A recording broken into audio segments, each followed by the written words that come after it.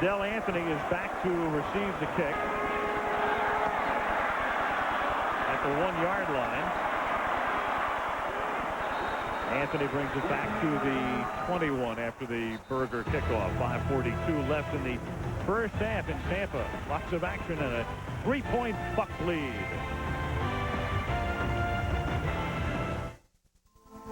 Out here, the stories unfold like a map. Stories written across the sky with the tip of an eagle's wing. Stories to fill a scrapbook you'd want to page through again and again. But first, you've got to go to where the stories live. You'll need an outfitter for the journey. Ford is your outfitter. With the most far-reaching sport utilities on Earth, created to take you where the stories begin and never end. Ford Outfitters. No boundaries. With the AT&T one-rate 7-cent plan, calls are just 7 cents a minute all day, every day. What about Canada? What? Canada. Yeah, same thing. With the international plan, it's 7 cents a minute always. What about all the other countries in the world? Japan, Mexico, Liechtenstein. Liechtenstein. All right. Every country has its own low rate. What about France? France. Same low rate as France. Great. I'm going to go call France. Which is right near France. 7 cents to Canada and great rates around the world. Call 1-800-4-1-RATE to enroll. The look? A celebration of diamonds and gold. The Millennium Heart Pendant, just $99.99. The holiday jewelry sale at JCPenney. Where are we? It appears we have crash landed on the planet Satalundamak. Give me that. Right now, McDonald's 6-piece Chicken McNuggets are just 99 cents. To celebrate Disney and Pixar's Toy Story 2. Tuesday, joyride with Caitlin and Mike on their wild road trip. You won't believe where it leads. This is exactly how I lost my virginity. All new Spin City. See you Tuesday on ABC. Monday Night Football is online, featuring chats with Terrell Davis and interactive polls at ESPN.com. In Tampa, 5:42 to the half. Bucks have the ball and the 3-point lead from the 21-yard line. The series begins with a huge hole for Allstott, and he has a first down before Orlando Thomas brings him down. A 12-yard pickup, another giant hole through the middle. Football next week, Thursday night. Oakland goes to Tennessee on ESPN. That's Thursday night at 8:15. Minnesota is the Sunday night game on ESPN at Kansas City. They're under the lights again, and we go to Jacksonville. The Jaguars with the best record in the league against the Denver Broncos. Denver-Jacksonville from East Florida next Monday night. Mark Brunell's back on track. 300-yard games in a row, Al. Yes. Jimmy Smith is off to a great season. Here's King throwing, and a sliding grab is made by Jacquez Green in Viking territory at the 48-yard line. Al, when you're able to run the ball the way the Buccaneers have been able to do it with Allstott in the backfield, all you have to do is make a token fake to him and sneak your wide receiver all the way across the field above the linebackers and below the defensive backs. And there he is, wide open. It's a nice throw and allows Green to stay down and not take the hit. From the 48-yard line, King is 5 of 6 to 39 yards. They give it to Allstott, and John Randall probably talking to him as he tackles him. Were you talking about how loquacious he was? Warren Sapp actually told Leslie Visser that he is even more loquacious than John Randall because he speaks in full sentences. Well, here is John Randall. I don't know why they have him out at end. I guess they feel like he's a better pass rusher out there. But like Warren Sapp, when you have a guy like him that is so tenacious, if you can put him inside the middle of your defense, he can take 2 guys on, and he can create all kinds of havoc in the backfield. I personally think he's a better defensive tackle, but then again, I'm a quarterback, not a defensive line coach. You're a broadcaster. 2nd and 12, and that's tipped incomplete. Oh, that's right. I forgot. That's right. Loquacious, it's a very good word. Sapp obviously speaking with subjects and predicates, and I suppose Randall just speaks in ellipses. Well, the thing that they say is that John Randall's screaming so much and so quickly that it's hard to understand what he's saying. King making a start. Look at the rookie quarterbacks who made their first start on Monday Night Football. None since the strike of 1987. That guy owns the pizza parlor in Long Island, I think. Cochicha for the Giants. He was the only guy who won his first start of those 12. As it is thrown and picked off by Griffith. Griffith picks it off at the 21-yard line. Intended for Jacquez Green, and there is Griffith as Minnesota now has back-to-back turnovers and back in business. So King fumbles on the last series, has this one picked here, and the Vikings have the ball down by 3.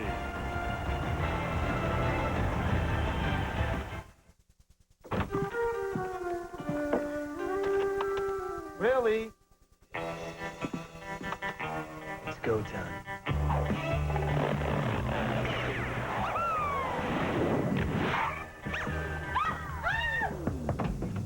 Hey. That creepy mouse with the goggles is back in my apartment. Really? Can I hang here? Absolutely. For the great taste that won't fill you up and never let you down, make it a Bud Light. I used to be a car racer. Oh, wow.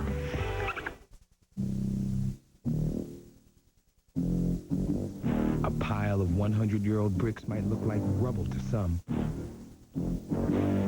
But I knew what they'd been through. Knew that you could hardly hurt them.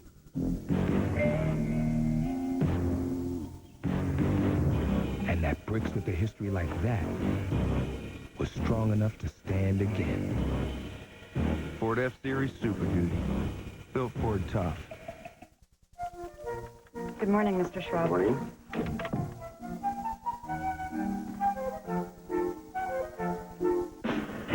Introducing Velocity from Schwab, the new incredibly powerful online trading software system.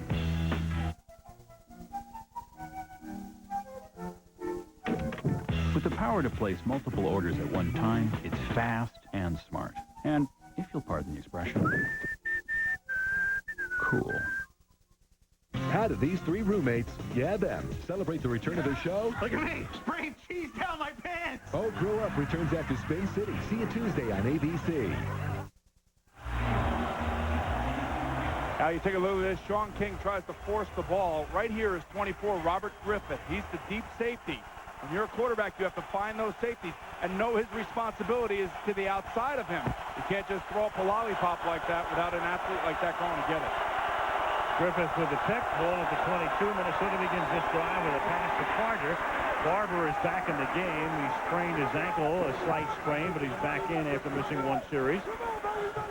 And that is Carter's first catch of the game, and that's news in and of itself because Carter, as we mentioned at the beginning, has been playing over the last month the best football of his illustrious career. There it is, 44 receptions for 621 yards, 9 touchdowns. No player in the history of the league has ever reached each of those levels over any 5-game span. That's how hot he's been. And more importantly, when the team hasn't been doing well, that's when he really steps up his game. That was no gain right there on his first catch of 2nd down and 10 from the 22-yard line. George stepping up, a lot of room to roam, and then he goes head first to the 29, meaning they can still tackle him. Not graceful, but smart. No. 3rd down and 3. Monday Night Football being brought to you by Ford F-Series. The best-selling trucks are built Ford tough. Bud Light for the great taste. It won't fill you up and never lets you down. Make it a Bud Light. 1-800-COLLECT, the easy way to save. And E-Trade, the #1 place to invest online.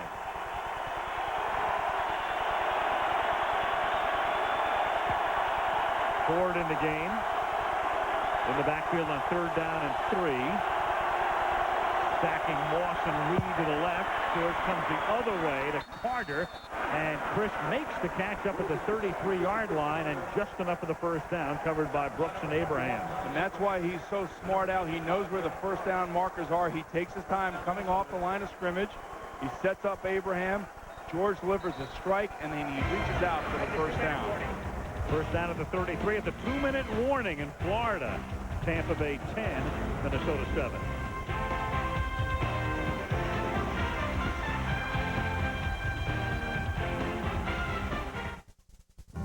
This is the workshop of radicals.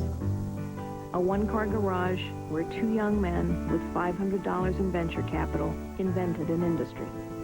Their idea was simple. Invent something useful and significant, or it doesn't leave the garage. The idea was so simple, it was radical. Today, the company of Bill Hewlett and Dave Packard is being reinvented. The original startup will act like one again. Watch.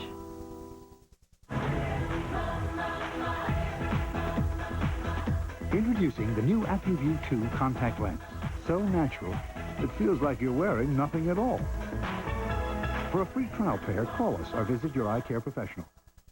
Ready to see the world with AccuView contact lenses? Enter the AccuView ABC See the World sweepstakes. Watch ABC 2000 for a chance to win one of 7 amazing trips, plus 2,000 other great prizes. For rules and to enter, call us or visit our website now and see the world with AccuView. I'm Buzz, and I'm Shirley Rosalini. And that's Shirley. We're people. We switched the autos to State Farm because I was tired of crunching numbers. We dialed a 1-800 number, hit an asterisk, hit a pound sign, and never did know who we were talking to. They don't have to hit a pound sign to talk to me. When I need to call my agent at State Farm, he knows who I am and I know who he is. I can talk to Gary like a friend. I even insure their golf cart. Like a good neighbor, State Farm is there. For every moment that will make you smile, there's a moment that will make you feel. Emmy-winning Sports Night returns with all new episodes Tuesday, 9:30, 8:30 Central on ABC. Above Raymond James Stadium, the Bud One airship looking down tonight. Big crowd, sold out. Mike Allstott doing double duty. How much can the defense take? You have to give them a break sooner or later, and they've been bending and making plays, but it can only last so long. At the 33, it's a low snap. Picked up by George, who then slides to a stop at the 33. Jeff Christie with a low snap. It'll be second down. Down to number 21, Johnny Vikings have all of their timeouts. Bad enough knowing that the defense is coming after you. Looking for that football on the ground. It seems like it's there forever. Second and 10 as George throws and is caught falling backwards and making the catch was Robert Smith. So that's a minimal gain, if at all.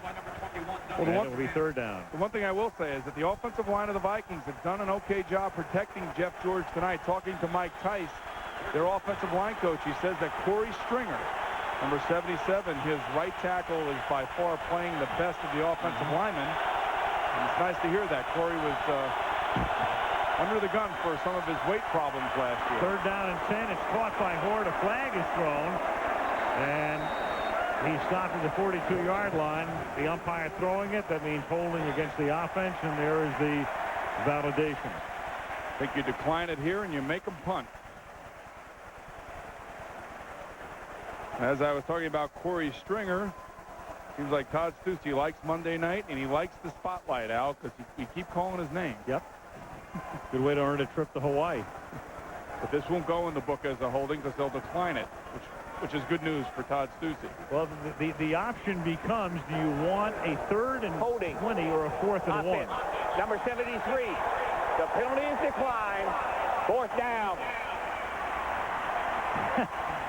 It's a funny little call. I mean, in a way, it's not quite a no-brainer, but it makes it fourth down, a yard and a half.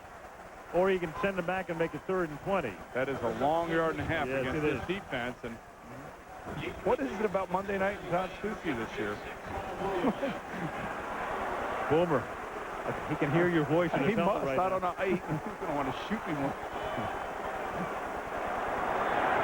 Berger to punt. Carl Williams is back to receive. Carl Williams, believe it or not, has the highest career punt return average in the history of the National Football League, and he's their backup returner. Jacquez Green is actually number 1. But here comes Williams. Now let's see him strut his stuff, and he drops the football, and Minnesota has it. At the 10-yard line, it's Antonio Banks who comes up with it. Joe Marciano, the special teams coach, can't believe it.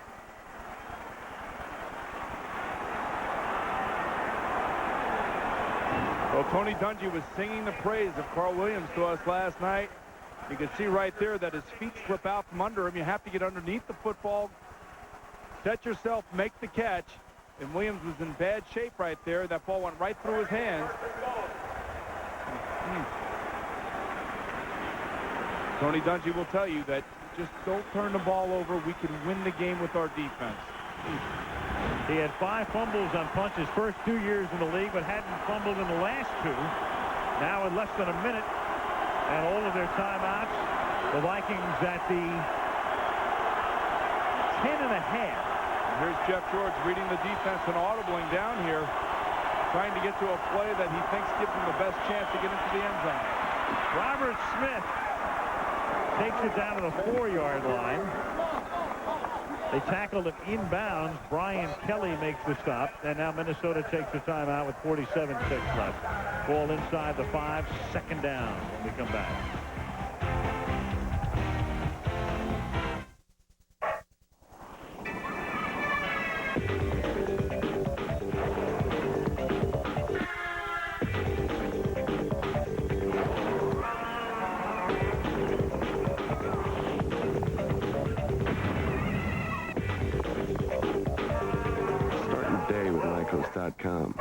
Your home base for everything, from fast searches to one-stop shopping. You get whatever it is in the world you want from the World Wide Web. Lycos. Go get it. 2nd down and goal coming up from Minnesota. The ball just inside the 5-yard line as they try to cash in on the turnover. We just saw Jeff George audibling down here. Not all audibles are to pass plays. Sometimes he is reading the defensive front, running away from certain situations in the secondary. He saw it, and he gave Robert Smith a good chance to score there. On 2nd and goal, they give it to Horde, and Leroy Horde bangs his way to the goal line, and is he in? No signal yet. No signal yet. They are going to say Damian Robinson came up with a football, but after he was down, here's the call. Minnesota, their 2nd charge timeout. This is an interesting. 30-second timeout. Take a look at this for a second. When the ball went on the 1st down at the 10-yard line, Boomer, I thought the nose of the ball was not quite on the 10 on 1st down. I was surprised they didn't put the chains down, because I think they actually did put the chains there. They took the chain away, saying it's 1st and goal, and I thought the ball was actually a little bit outside the 10. It becomes relevant here because this could have been a 1st down. You can see how close they are to the goal line. When they started, they were at the nose of the ball wasn't on the chalk at the 10-yard line, which becomes a little bit relevant here if they don't get into the end zone right now. It's 3rd down instead of 1st and goal at this point with 1 timeout. Let's go back to the freeze thing here. Right see where there. The ball is. It's not. That's the line. That's the line. It's not touching the line, actually. So if you were that close to the goal line, that should have been a 1st down. Unless the nose of the ball was actually touching the line, and then when the center picks it up, he leans it back a little bit. I was looking when they put it down. Minnesota, in the meantime, wants to review to see whether this was a touchdown or not. This is not a challenge. This is within the last 2 minutes, so this is actually the replay booth saying they're going to take a look at it. There's our guys. There they are. So Jeff Triplett will go under the hood for the 3rd time. He's right in the middle, right there. There he is. Now let's take a look at Leroy Horde and see whether or not he gets through those mass of people. He's over. There's the line right there, Al. And he's over. That's got to be a touchdown. If the first one was a touchdown, you would think that this one was. Again, if they're saying forward progress gets stopped and the whistle blows. Now, where does the whistle blow here? That's the question. Right. If the whistle blew, exactly, they should not be reviewing to begin with. Well, there's the umpire. He's not raising his hand to signal that the play is over with. No, nobody signaled touchdown. So now you'd have to have a clear-cut overrule.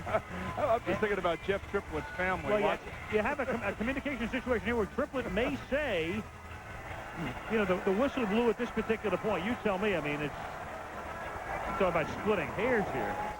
Here's your reverse angle. Take a look at this now. His legs are still moving. We did not hear a whistle. I did not hear a whistle up here. Right. And you could see right there, he's over right there. His body is over.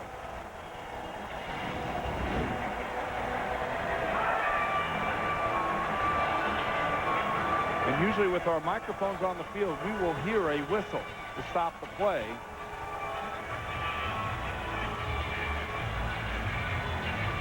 Again, this would have to be an overrule, so Triplett is looking for indisputable visual evidence it was a touchdown. Otherwise, there's no challenge here, as we said, because this is instigated by the officials upstairs.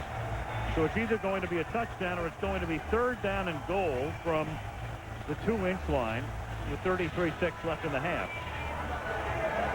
So what we don't know is we don't know whether or not the whistle was blown. Right. And only he knows that, and he's not talking to anybody else, because if the whistle were blown, why would he even be looking at it, right? Exactly. He wouldn't be reviewing it if the whistle had blown. You wouldn't think unless he... it's almost impossible to figure out all of the ramifications because the whistle... There's the ball would have right been blown, there. not necessarily by the referee. And it's over the line. Over the goal line. Well, he's getting his money's worth tonight, isn't he, Al? A lot of face time. Back time and face time. Countenance time.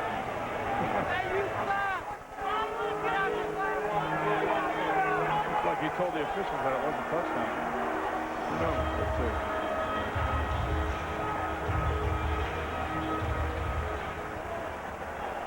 After reviewing the play, the ruling on the field stands. The runner stopped short of the goal line. 3rd down. Okay, again, for the 3rd time in a row, we've had a situation where the official feels you do not have indisputable visual evidence, and so you stick with the call in the field. Now the big question becomes, since I don't think they put the ball in the, or they should have had a 1st down here because the chains were not put down when the ball was outside the 10. Let's see if that's academic or not. 3rd down and goal from the 2-inch line. I still don't see how that's not indisputable visual evidence. George throws, caught, touchdown. Academic, as it turns out, Chris Carter. And George goes down. George gets whacked by Chidi Ahanatu as he delivers. And Jeff George shaken. So Dennis Green with very mixed emotions at the moment, watching his team take the lead, but his quarterback in agony. A terrific play by Jeff George. He feels the pressure coming from his front side. He's not looking at it. He knows it's coming. Now watch how he moves away. Ford misses the block. He throws it and gets hit in the back. I would say that he probably got the wind knocked out of him the way it looks. Randall Cunningham, of course, is the backup quarterback who started the season as the regular quarterback. The Vikings now 3 years in a row have had different quarterbacks, all of them very good. Brad Johnson was the guy 2 years ago. They signed him to a long-term deal. He was hurt. Cunningham had such a spectacular year. They had to re-sign Randall. And Johnson went to Washington. Now they bring George in, and Jeff is able to walk off under his own power. I think he's doing all right. I think he just got the wind knocked out of him. He took a vicious shot from behind, and Ahanatu fell on him. But, you know, when you throw the touchdown pass, it doesn't quite hurt quite as much, you know? Leroy, you got to keep your head up and make the block, son. That's the franchise getting knocked down there. And that's for the point after, and that is good. So turnovers, the story of the first half. There have been 6 turnovers in the game. Tampa Bay created the first 3, and now Minnesota with the last 3. This is just Jeff George and Chris Carter, one-on-one versus Brian Kelly, and it's just throw the ball where he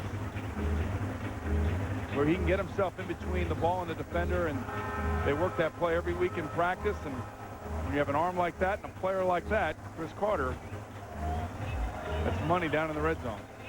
Coming up at halftime, Chris Berman with the top 10, and then we'll be back here to review the first half, which includes that touchdown pass thrown to Carter, who now, along with Marvin Harrison of the Indianapolis Colts, with 12 co-leaders in touchdown receptions.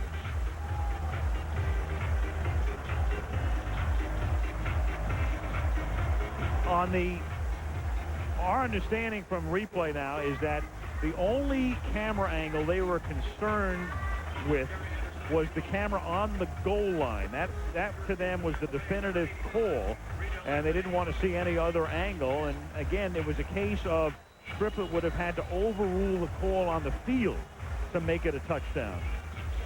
Well, then why do we have the information up here that shows otherwise?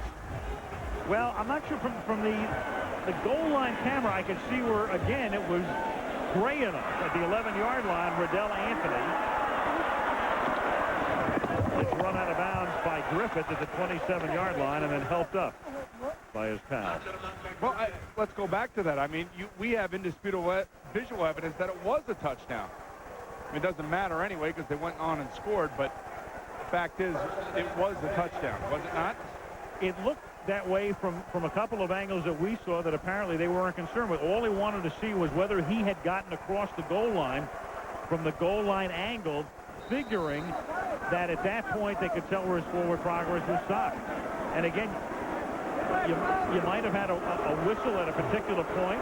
In the meantime, Tampa Bay will just button it up and end it on a kneel down. That's a pretty good half. 6 turnovers, 3 replay reviews, a touchdown run back for an interception, a raucous crowd, a tie for first place at stake in the NFC Central. One team trying to extend its winning streak to 6, the other to 5.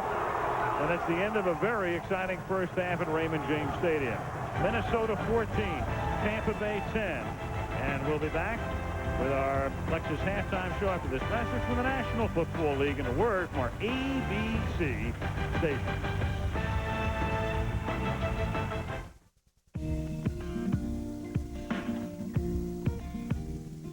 Squint your eyes and look closer. I am 32 flavors and then some, and I'm beyond your peripheral vision. So you might want to turn your head. Oh, I am 32 flavors and then some, and I'm beyond your peripheral vision. I am 32 flavors and then some. 32 flavors and then some.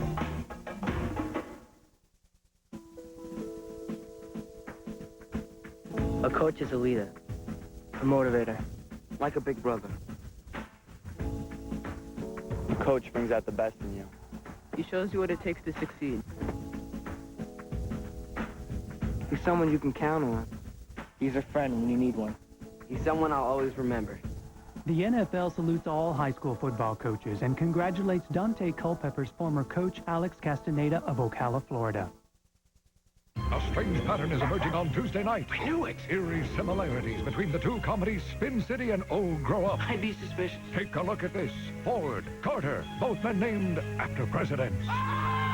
Another strange coincidence. Spin City and Old Grow Up are back to back. Duh. Tuesday, starting at 8/7 Central on ABC.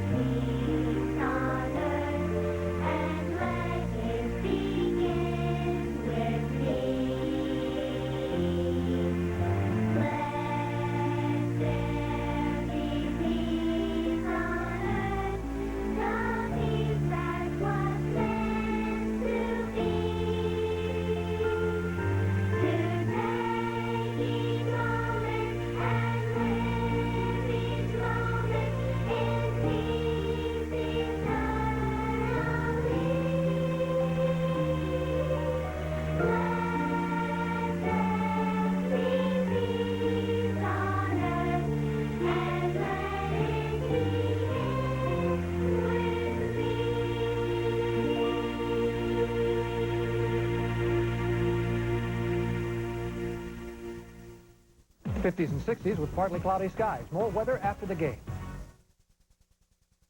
The Lexus Halftime Show, brought to you by Lexus and their relentless pursuit of safety. Now, from the ESPN zone in New York's Times Square, here's your host, Chris Berman. Is that John Anderson of Yes? Yes. Hello once again, everybody.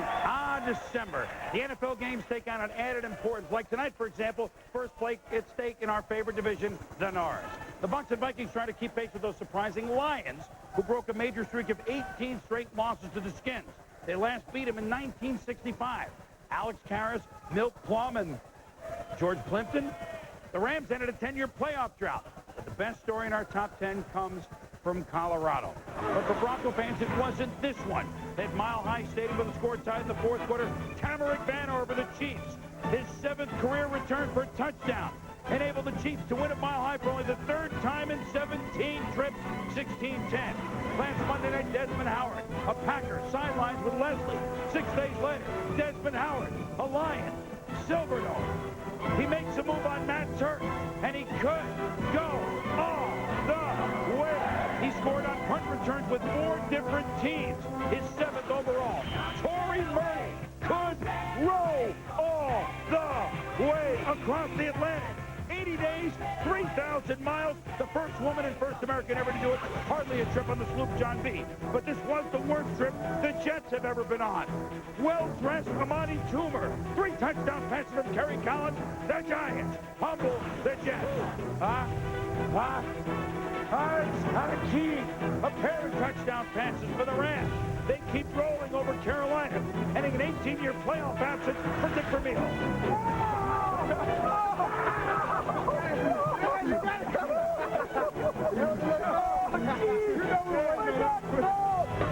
Jake Plummer sometimes doesn't look great until the end. This last-minute pass helped Arizona get back in the playoff race as they beat the Eagles. Look, Bob, one leg. Patrick Johnson of the Ravens, despite a strained calf. Olsen, this touchdown pass for Tony Banks as the Ravens humble the Titans. Look, Bob, one hand. Ron Rice does the trick for the Lions. Hey, is there anything Edgerrin James can't do?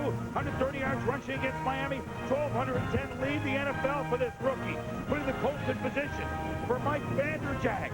53-yard field goal. Good. Jim Mora's Colts. Mora wins. 8 in a row. They have a 2-game lead in the AFC East over Miami. Hey, now listen, we've been doing this all dang year, right? And we're going to keep doing it. Now, you guys know we got another big one next week, right? Big, right? I'll see you Wednesday. But the nicest story of the weekend, one of the nicest stories of the year, Columbine High School beats Cherry Creek 21-14 to win the Colorado Class 5A state championship in football. Congratulations. What happened at Columbine High School last April 20th will never be forgotten, which is partly why head coach Andy Lowry said his team is, quote, the most mature bunch of kids I've ever had. It was much more than a win for the Rebels football team. It was a win for the human spirit. We'll be back at the Zone in a moment.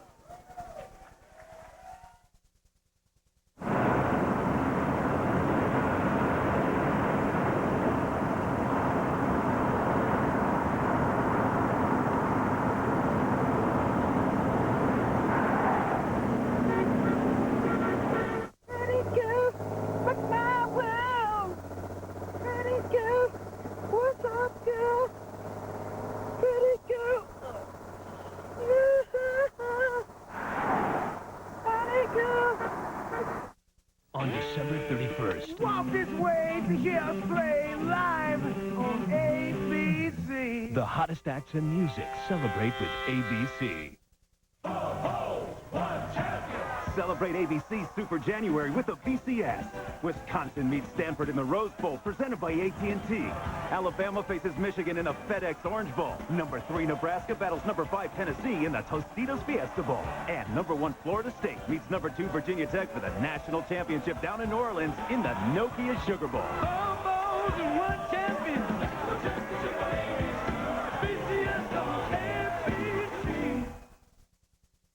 Monday Night Football is online, featuring chats with Terrell Davis and interactive polls at ESPN.com.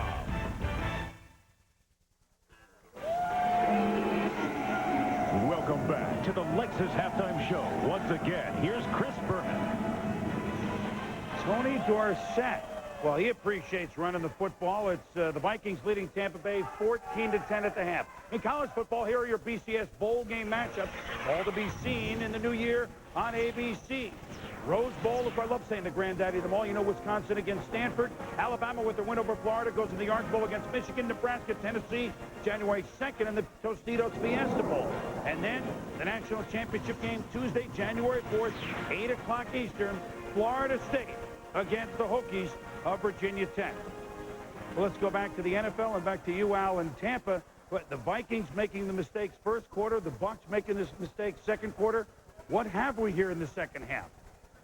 It's been a crazy first half, Chris. 6 turnovers in the game. Minnesota with the worst defense in the National Football League, and yet they've limited Tampa Bay to 98 yards. It was the Bucs, though, that got off to the early start, a good start for them, because Jeff George had, on the third play of the game, a pass picked off by Donnie Abraham, who ran it all the way back 55 yards for a touchdown to make it 7-0. But then Horde is able to score here in the second quarter.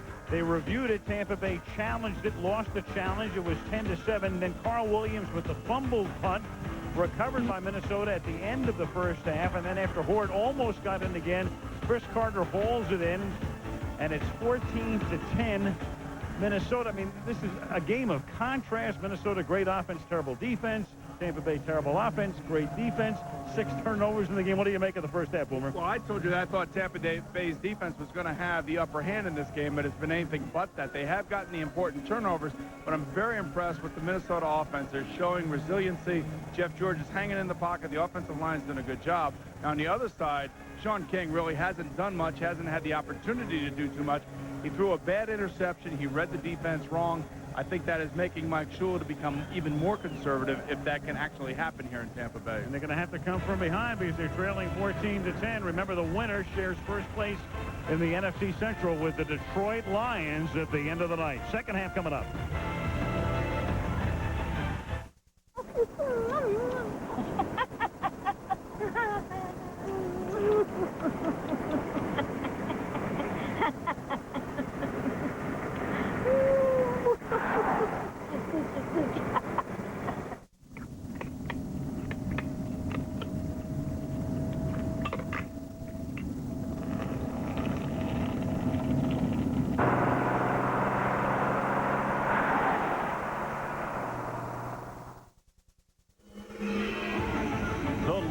Halftime show has been brought to you by Lexus and their relentless pursuit of safety.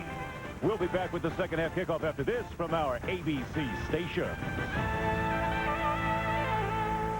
The best part of having my own TV show is to be able to watch Lori Metcalf work is just astonishing. I like to observe the little nuances that make her performance so authentic, and that way I can learn to be a better actor myself.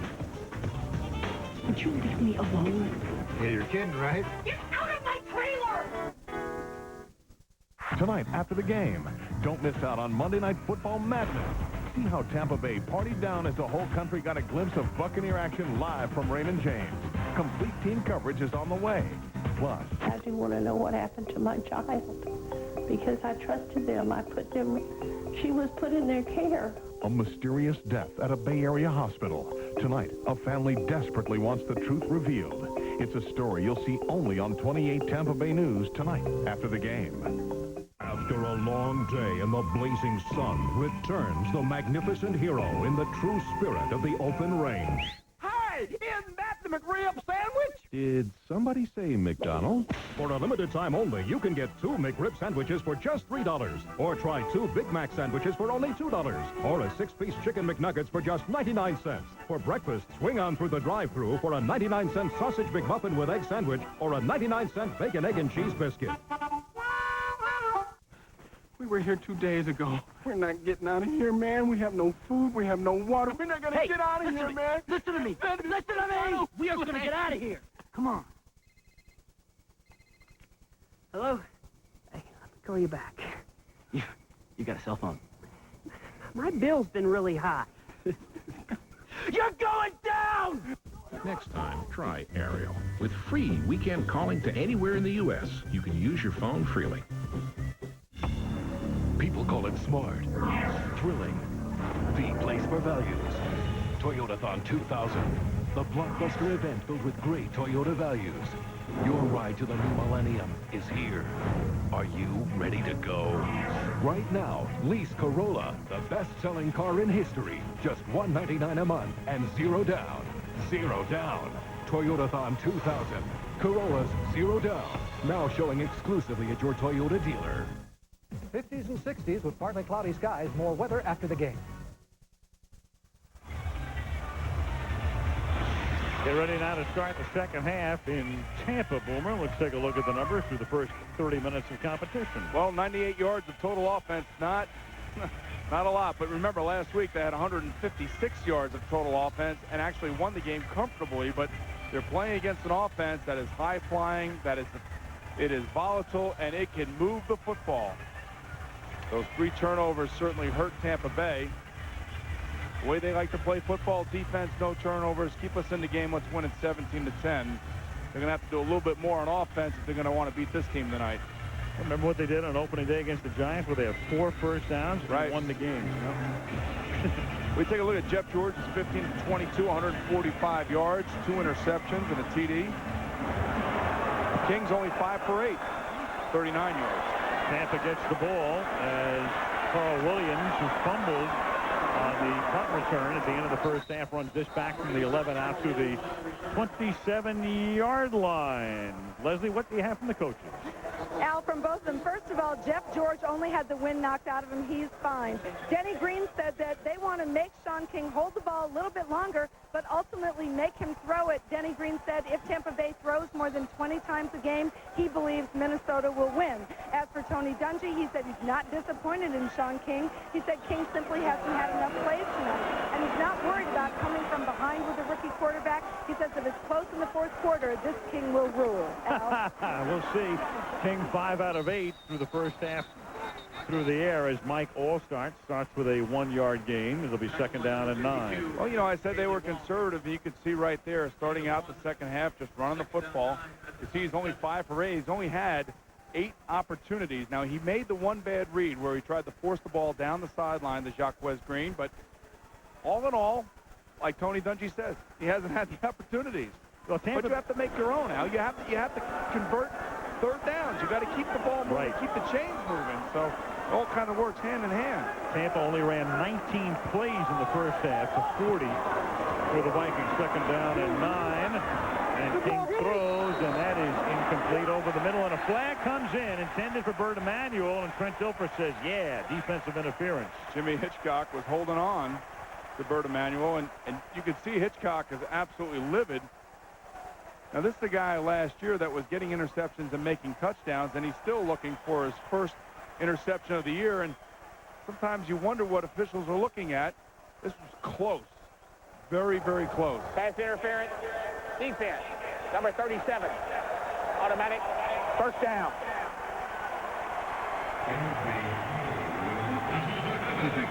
This is not reviewable, by the way. No, it's not. He's right at the top of your screen. Watch this. Here they come.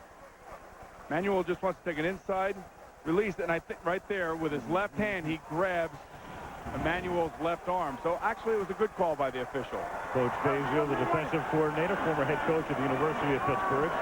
18-yard penalty. King. Good initial protection, but the secondary did its job, and then finally Chris Dolman gets the sack, and that's nothing new. He's among the all-time leaders in that department. That's his 2nd sack of the game. And Chris Dolman now has 147.5 career sacks. Well, this is the Tampa Bay Buccaneer conservative offense at its finest, or at its worst, whatever way you want to look at it. They're leaving literally 9 guys or 8 guys in the block and sending out 2 receivers. He doesn't have much of an opportunity to pick and choose different receivers, no matter how many times he looks across the field. Jacques Green in motion, 2nd down and 13, back to the ground. Allstott to the 45. Again, if you don't follow the Bucs that closely, they like to use Allstott, the Moose, and then Warwick Dunn, the dancer, but Dunn is hurt tonight. Warwick's had 2 good years here in Tampa Bay, but he's been in and out of the lineup with injuries, and tonight he's not even there. He is. There is Warwick right there, and without him in, he's their leading receiver. That takes a weapon away from Sean King. And again, I go back to, you have to get your players out. You got to let them read the coverages. If you're just going to send 2 guys out and try to protect him from reading defenses, you're going to have sacks and you're going to have problems in the backfield. 3rd down and 10. Tampa trying to convert its first 3rd down of the game, and it is not caught. It is dropped. It's incomplete. Bert Emanuel dropping it at the 50-yard line. Tough catch. We see Chris Carter, Jerry Rice, Jimmy Smith All the receivers across the NFL making these types of catches. And when you're struggling for yards, when you have an opportunity to make a play, you have to make it. And the ball is perfectly thrown. He's got to make that catch. If you're going to be brought in here as a free agent to be a big-time receiver, let me out of here. You get one opportunity, you better make it. Mark Royal punting. Yo Murphy back to receive at the 11. Number 19, Yo Murphy.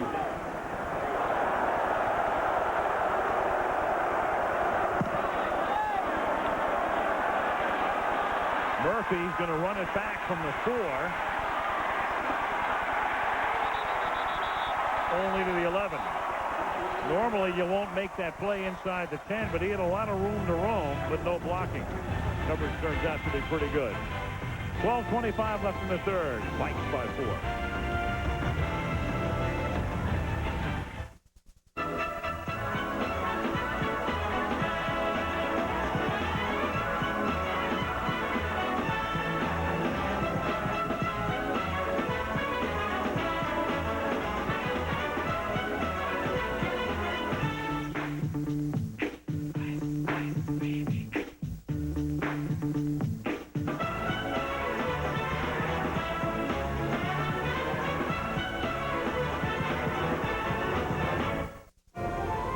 The wait is over. For the first time ever, the timeless classics that generation after generation has come to love have found a new home on Disney DVD, pure digital magic. What manner of man can stand at the head of his own table with an electric knife? A man knows to work a proper knife through Old Tom. In the Miller High Life household, convenience is the enemy.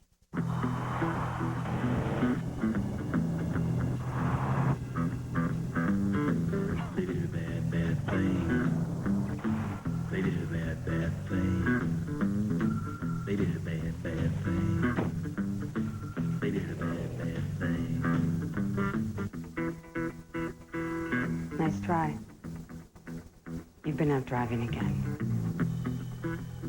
The Lexus GS. Sinful. How do these three roommates, yeah them, celebrate the return of their show? Look at me, spraying cheese down my pants. Oh, Grow Up returns after Spin City. See you Tuesday on ABC. Who are the best ever to play on Monday night? Well, you can go to Monday Night Football online, cast your vote at ESPN.com or NFL.com. The all-time team will be announced Super Bowl Sunday here on ABC. Minnesota starts from the 11-yard line. Their first possession of the second half. They're up by 4, 14-10, and Jeff George begins by giving the ball to Robert Smith. A nice 9-yard gain, taking it out to the 20-yard line. Tackled there by John Lynch. Dolman, Randall, Gary Anderson, all on that all-time Monday night team ballot. Dennis Green, well, coached a few Monday night games. Dennis with the longest tenure with one team of any coach in the National Football League right now. Got his job a few days before Bill Cowher took over with the Steelers in '92. And 2nd and 2, they give it to Smith again, and Robert bangs his way close to a first down up to the 22, popped by Derek Brooks. When you have the big offensive line like the Minnesota Vikings do, Al, and they're leaning on you, they're pushing you, and when you look at the defensive line of the Tampa Bay Buccaneers, they're a little bit undersized. They're quick, they're fast guys, but after a while, an offense can take its toll on a defense, and I think that's what we're seeing here. They're just kind of methodically leaning on them, pushing them, and pushing them around. From the 22. George flings one toward Carter and out of bounds. Covered on the play by Ron B. Barber. Chris Carter, there's kind of a movement that I guess started in Minneapolis and the newspapers here to consider Chris for the league's MVP. That's an award never won by a wide receiver. Normally it goes to a quarterback. Mark Mosley actually won it once as a kicker. Boomer, you won it in '88. When they see him in Minnesota and they see him every game, they know how vitally important he is to the not only the actual statistics for this football team, but the heart and soul of this football team. He is the emotional leader on the field. 2nd down and 10 from the 22-yard line. Carter juggles, and that's sure enough, you start talking about a guy as as an MVP guy and a Hall of Fame guy. Hello? 3rd and 10. Well, we watched them on Monday night against Dallas a few weeks ago, Al, and they were struggling offensively in that first half, if you remember. And at the end of that first half, they threw a few balls to him like this that he caught, and he made extra play, an extra effort type of play. He didn't run out of bounds. He took on Deion Sanders a few times. Those are the emotions that superstars bring to their football team, especially in time of need, like the Vikings were that night. 3rd down and 10 from the 21-yard line. 4-man rush, and a lot of heat on George, and down he goes. Brad Culpepper on 3rd down and 10, one of the few teams in the league so confident. Just the 4 down guys, just send them, run a little stunt up front, and it's Culpepper with a sack. And when you talk about their defensive line, you talk about quickness, you talk about movement, you talk about stunting. Take a look at this. Watch the 2 guys in the middle. There goes Culpepper inside. Around comes Sapp to the outside. Sapp comes free, forces him to Culpepper. You know, and that's why this defense presents so many problems. I asked Mike Tice, their offensive line coach of the Vikings. He said, boy, these guys, they come fast, quick, and they're coming from all over the place. Culpepper's second sack. Here's Mitch Berger's floating kick. Fair catch called for, made by Williams at the 43-yard line. 10:26 left in the 3rd. In Tampa, Minnesota 14, Tampa Bay 10.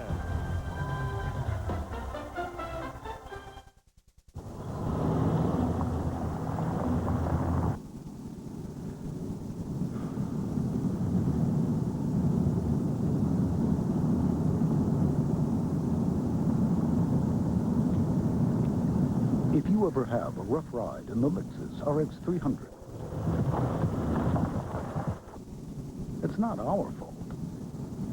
I was only kidding. Andy Kaufman on the new movie, Man on the Moon. I wish it was better. I do not like it. It is so stupid. I am only fooling.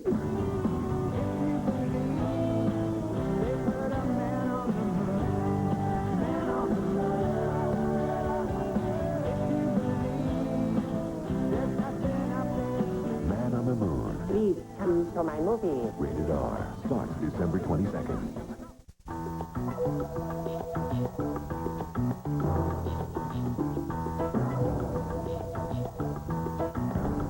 If only business could move fluidly ahead without interruptions. It can. WinStar gives you the opportunity to overcome business obstacles with seamless communications and technology.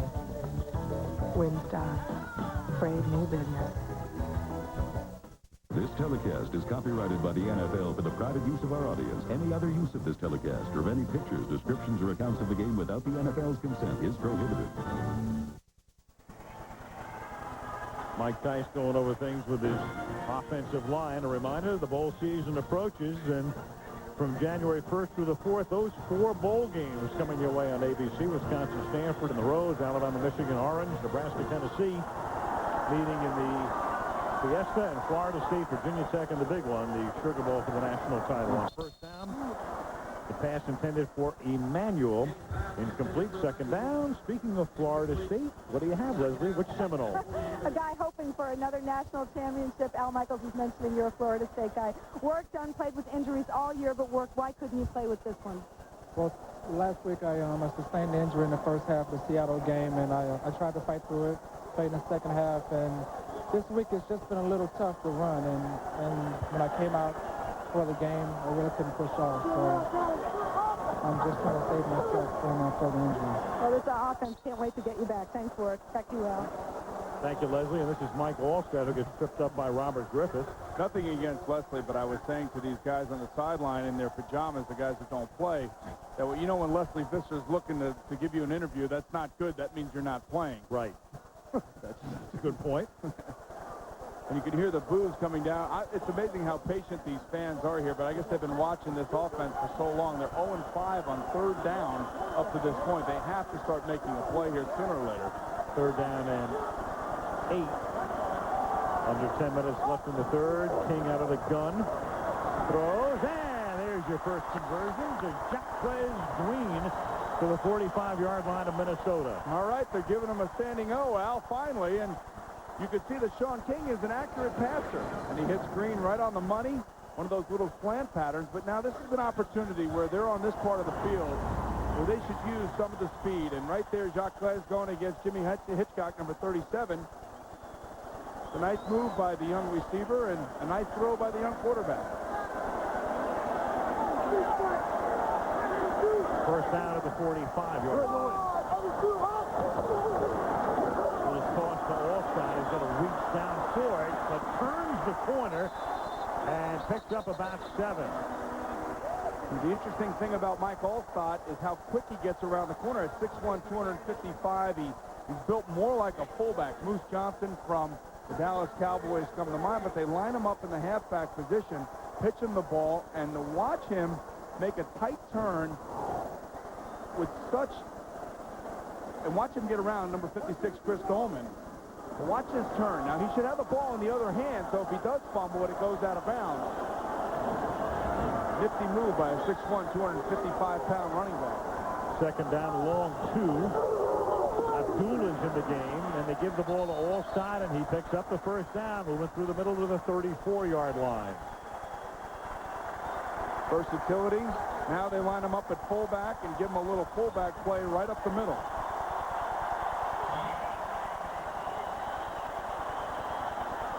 The Bucs playing their 6th home game of the season, and in the 5.5 games to this point, they scored 4 offensive touchdowns. King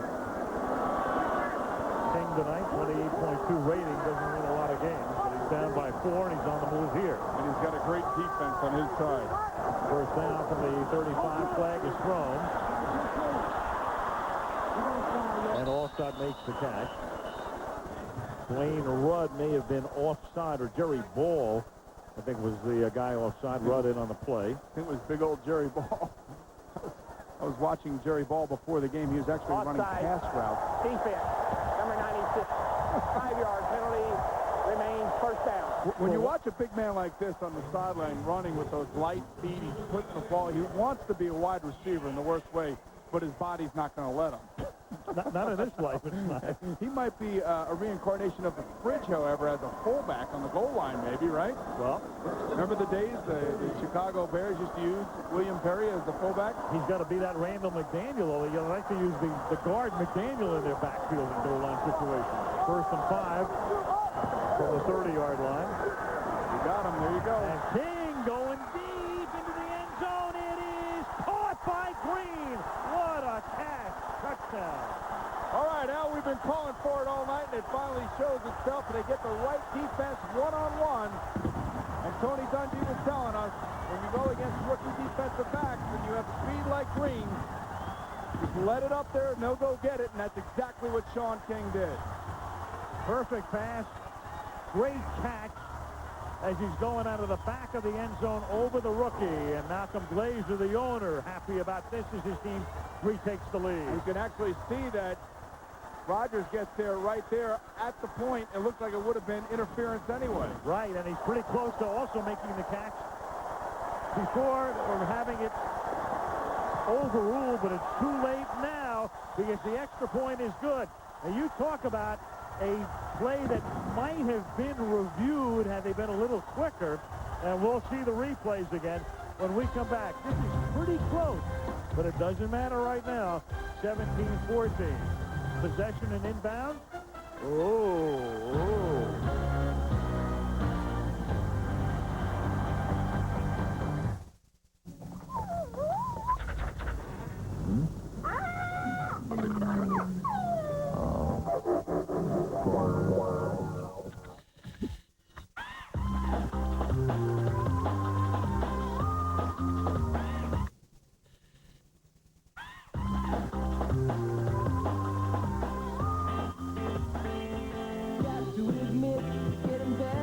Philips CD recorder. Burn your own CDs.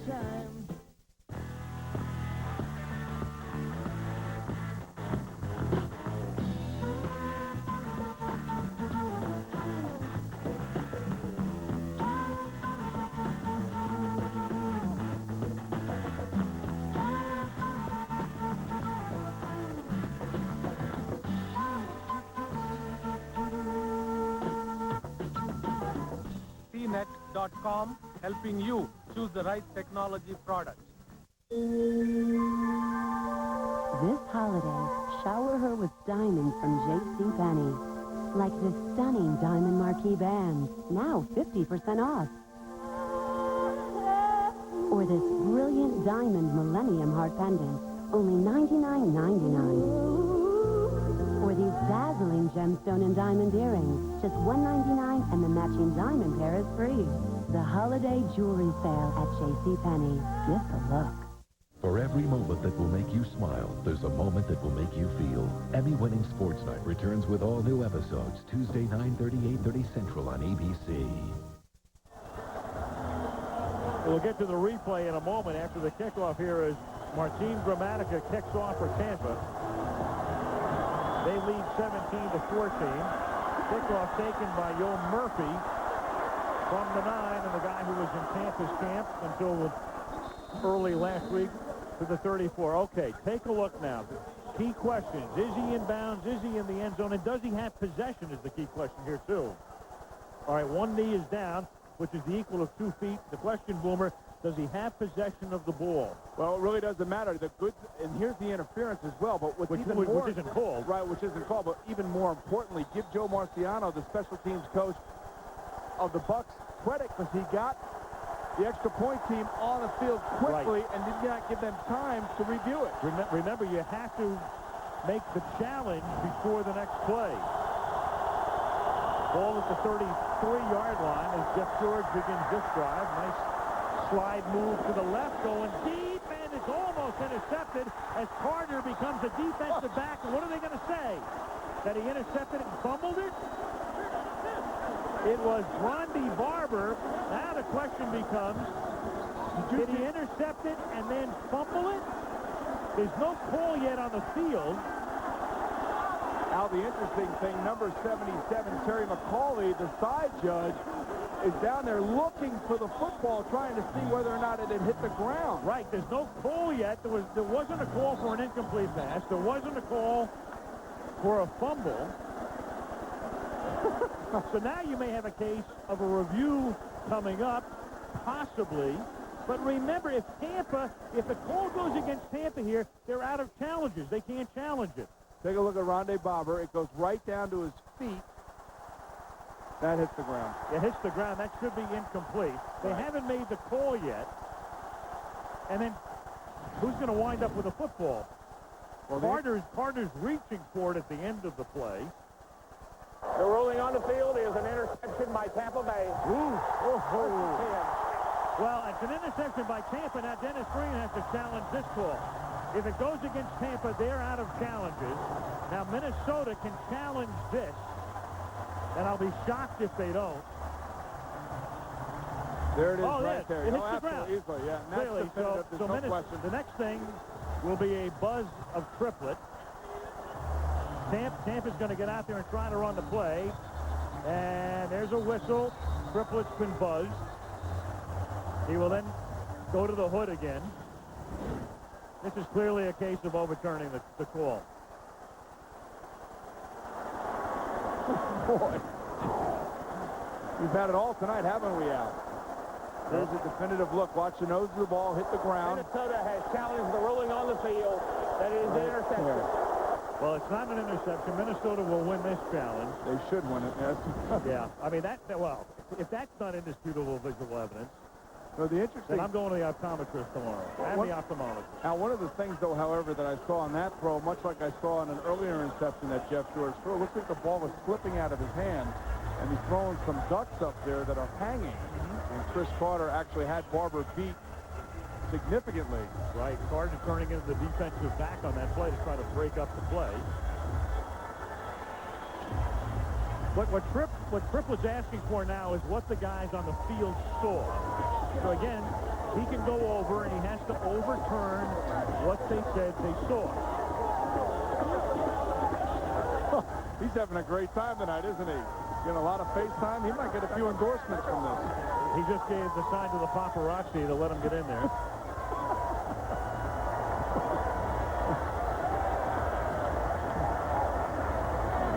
You know what I do like about this officiating crew, though, is that the three of those guys discussed it on the sideline. Right. They wanted to make sure that they thought that they had the right call. Right.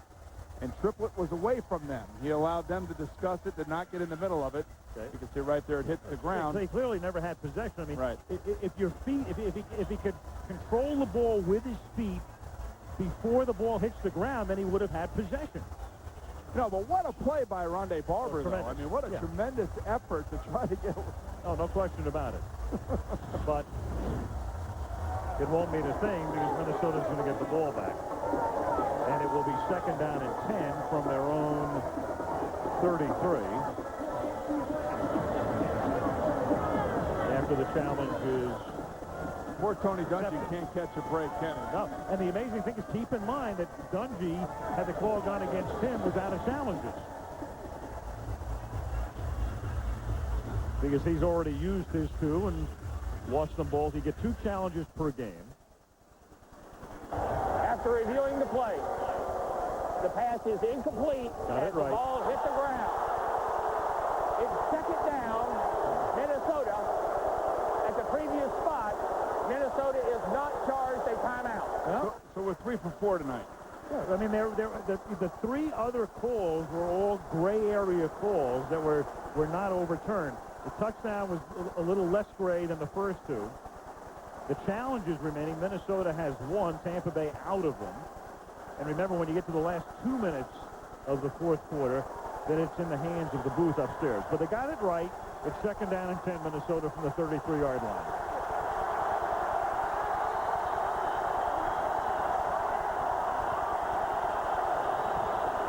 Caught by Carter. Great slip move, 2 of them, and then Lynch runs him out of bounds after an 8-yard pick. Donnie Abraham couldn't make the tackle. He was able to slip by on the outside. He made Derek Brooks and Donnie Abraham both miss tackles, uncharacteristic for the Tampa Bay defense.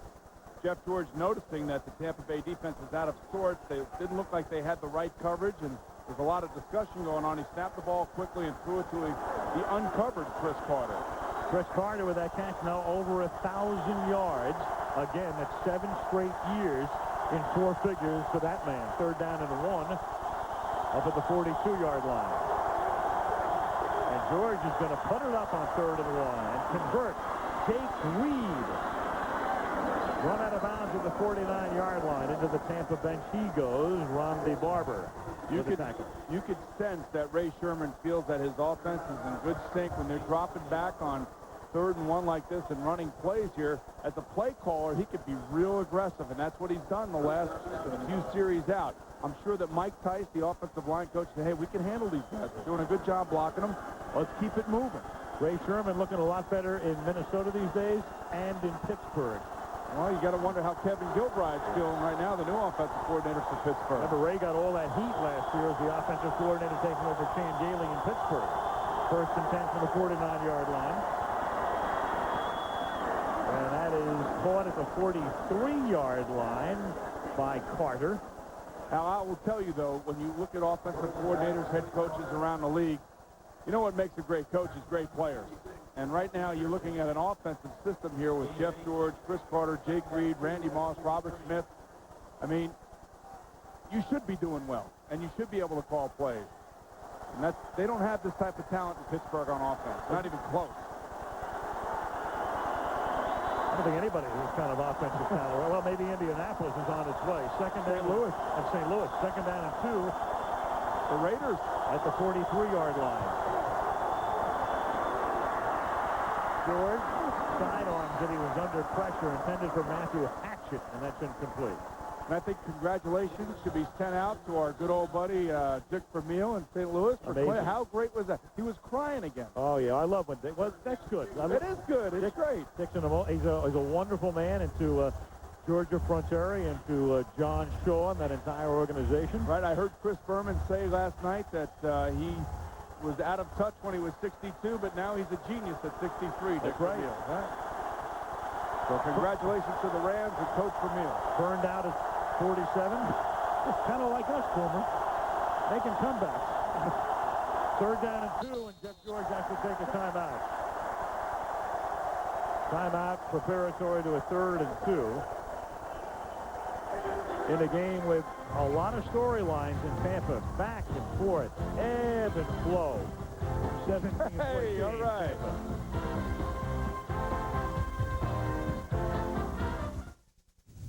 Who is going to lead business out of the net? Not us. We'll let PSI Net be the innovators. With their global private network, multi-currency, e-commerce, they want to be pioneers. So be it. We've been in business for 80 years. We give our customers what we want when we're ready. With the internet, business either innovates or vegetates. You make the call. We're the Firestorm Combo Pack. I'm the Firestorm Grill. I pack extra punch. I'm the Firestorm Cordless Dog. I cut wood to pieces. We're the toughest tag team in the history of tools. We are built by Black & Decker. To win over this crowd, you've got to perform. The new Norelco Quadra Action Razor with slots to cut long hairs and holes to get the short stubble for a quick close shave guaranteed. The new Quadra Action Razor. Norelco. Put it to the test.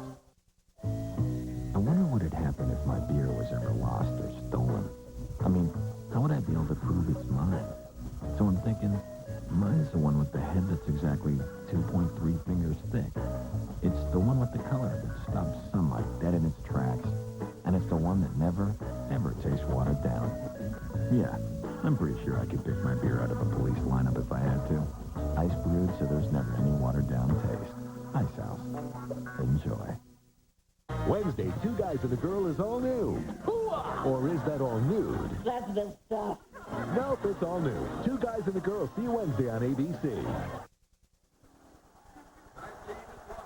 24 of the world's top golfers pair off into all-star teams to compete in match play. Freddie Couples, Mark Calcavecchia, Julie Inkster, Jack Nicklaus, Tom Watson among those competing in the Diners Club matches Saturday, live at 4 Eastern and 1 Pacific, right here on ABC. Third down and 2. Get rid of it. George under pressure, hit as he throws, busted up by Chidi Ahanatu. They just keep coming and coming and coming. I mean, they are relentless on the front line. And when you're only rushing 4 guys and you can get back there that quickly, decisions have to be made quickly. They put so much pressure on you, Al. I mean, they're in your face. They're back there. A lot of credit goes out to this defense for hanging in there and playing. And you can see they're only rushing 4 guys. And here comes Ahanatu around. Corey Stringer, and Mike Tice told us Corey Stringer was playing good, but I would venture to say that Jeff George would probably have to throw that ball a little quicker than he did. Carl Williams back to receive the kick from Mitch Berger.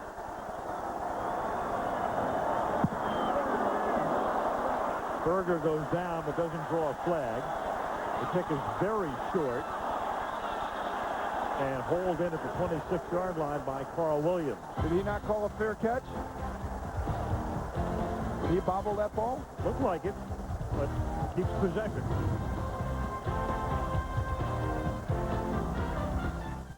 All right, Captain, we're going to have a coin toss now. If there's any teams, we'll call it in the air. We want a good, clean game. We're all professionals here. Does anyone have change for $1? Want to get away? Southwest has your ticket to freedom. For only $99 or less, you can fly coast to coast when you purchase by December 15th and travel starting November 30th. You are now free to move about the country. Hear that? That's music to a man's ears. That's the sound of one friend keeping another friend cold. Thank you, refrigerator. He's back. It's the Indiana Jones limited edition gift set. All 3 action-packed films, digitally remastered by THX with new cast and crew interviews, plus a free Young Indiana Jones adventure. Buy it today. Trust me. You shouldn't have. I didn't. You shouldn't have. I spent 2 minutes, 2 whole minutes, 2 minutes shopping for your gift. And it was so pleasant getting credit for a present that was really super easy to give. Thanks to Amazon.com. I don't mean to flaunt it, but it's just the thing you wanted, and it only took 2 minutes. Wednesday, Mimi Rogers gets a big surprise. I would love to take you like a cheetah takes a porterhouse steak. And all new It's Like You Know on its new night, see you Wednesday on ABC. Brad Culpepper. In Tampa, Al Michaels with Boomer Esiason and Leslie Visser. Randy Moss has been pretty quiet tonight. Randy with 1 catch, 16 yards. Al, I asked you, did he not make a fair catch, and why was he hit? You can see right there, Carl Williams drops the ball again. That's the second time tonight. Right. The other fumble was very close to the 26-yard line. All shot. Coleman slows him down. He picks up 1. 2nd and 9. Leslie, what you got? Al, this is a very proud moment for the King family. I'm joined by Sean's parents, Carolyn and Sam. Carolyn, you raised Sean in this area. What is the emotion seeing your son in this uniform? Well, you know, to look out on the field and see him having the opportunity to do something that he's wanted to do all his life, it just blesses me. I'm so proud of him and for him. He's worked hard. He's done the things that it takes to get where he is, and he's remained humbled and focused throughout it, and I'm just elated. We just watched this play. Sam, you're a coach. Did he always have this kind of poise? Sean Poise is a gift from God. And one amazing thing about the night game is that even though he had a fumble and threw an interception, he has maintained that poise and come right back to third quarter and let the team down and throw the touchdown. Well, it must be a very happy night for you. The only quarterback that Tony Dungy ever drafted. Back to you, Al. Thank you, Leslie. He's a very likable kid with an open face and an engaging smile. I know why you like him, Al. Why's that? He called you Mr. Michael. He did. 3rd down and 6. You know, I asked him why he said that. He said, saw a tinge of gray in your hair. Well, he's running for the first down. Does he get it? In the meantime, Boomer says to Sean King last night, they're going to measure who'd you admire when you were growing up, and he mentioned Montana and Elway and Marino, and you too, Boomer. And then I see Sean on the field tonight, and he says to me, hey, did Boomer buy into that? I said, we'll find out. Well, you know you're getting old when a kid comes in and says, yeah, I admired you when you played. That's right. I just retired a couple years ago, kid. He was born in, what, in 77? Steve Hurd asked him if he remembered Cosell ever doing Monday Night Football, and he didn't.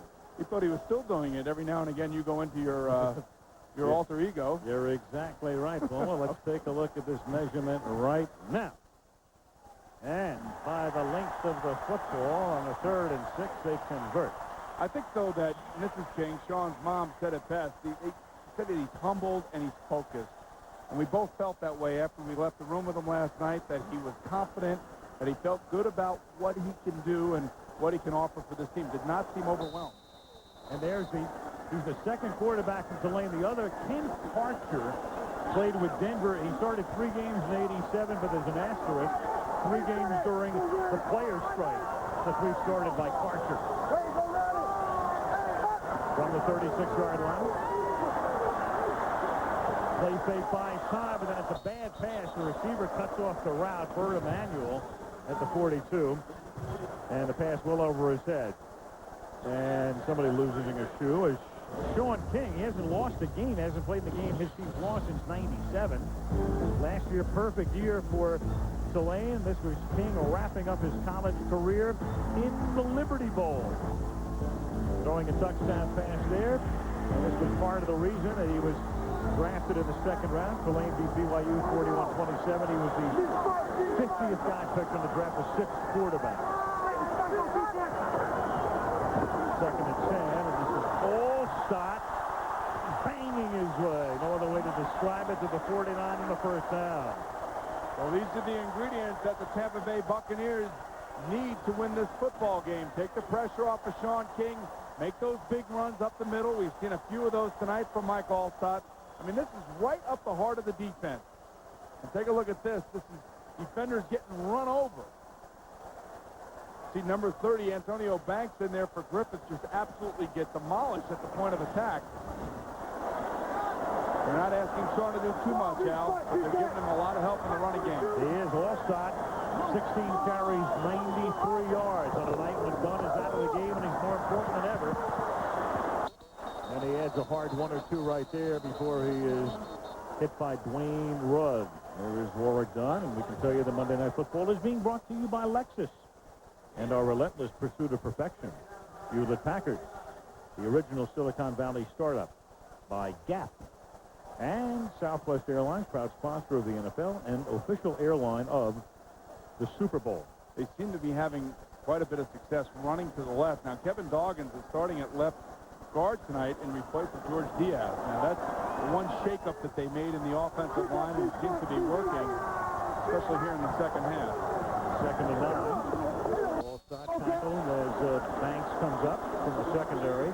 Well, that's how you atone for that, Antonio. You get up in there, you stick your face in and make a tackle. And you got ran over the play before, but then seems to come back and make a nice short tackle in the backfield. And he's playing his Banks right now because Orlando Thomas is on the bench getting his knee rewrapped. There is Foge Fazio, who I think his hair has gotten a little bit grayer over the last 2 weeks after giving 800 yards of passing up to the Bears and the Chargers.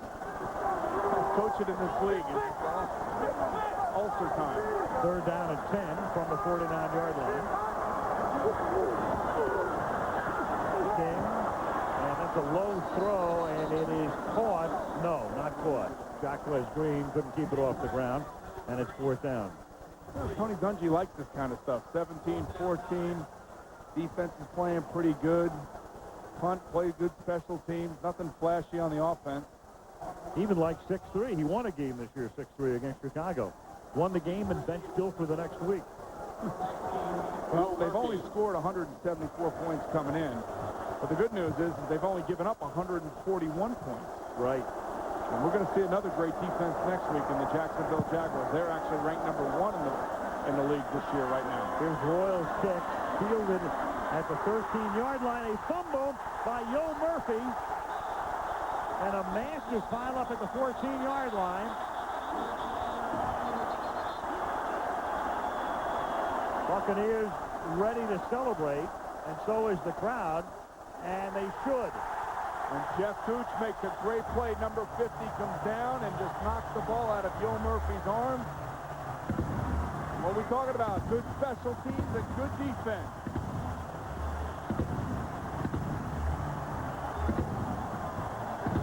Yo Murphy, while with Tampa this year, only returned kickoffs, not punts. And this one is recovered by Shelton Quarles. Look him into the picture. Gooch creates it, and Quarles 53 winds up with it. They teach him in defensive school, go after the football. And Yo Murphy's not used to catching punts and running them back. And Gooch took advantage of that and forced the fumble. First down at the 15-yard line for the Bucs.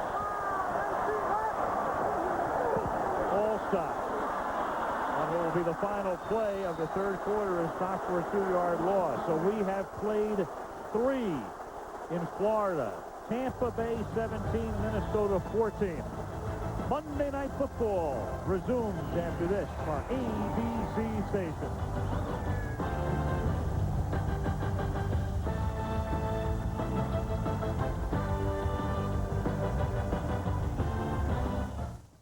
Are you ready for some football? It's an amazing event and sight. They make rock concerts look like tea parties. 30 years of making Monday night special. Next week, Denver, Jacksonville at 9, 6 Pacific.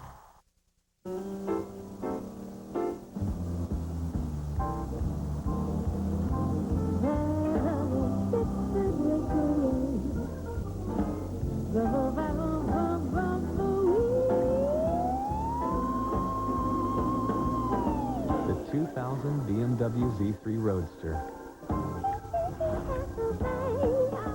This is as fun as it gets.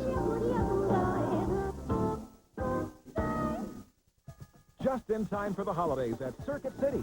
Get an instant $400 toward any Circuit City purchase when you sign up for 3 years of CompuServe 2000 Premier Internet Service, only $21.95 per month. Just sign up at Circuit City, and we'll hand you a $400 merchandise card instantly, good toward anything in our store. Apply your $400 merchandise card to a computer, camcorder, big screen TV, or refrigerator. It's $400 of whatever you want, only at Circuit City. Attention, Buccaneer fans. Buccaneers.com is now online. Buccaneers.com is already being called the NFL's premier website. Read up-to-the-minute Buccaneers news. Listen to live press conferences. Take virtual tours of Buccaneer facilities. Meet the cheerleaders. Browse the kids area and more. Be sure to get your 3D glasses at these locations: Checkers, Dodge, Hess, and Publix. Buccaneers.com, the official website of the Tampa Bay Buccaneers. Log on and feel the power. 50s and 60s with partly cloudy skies. More weather after the game.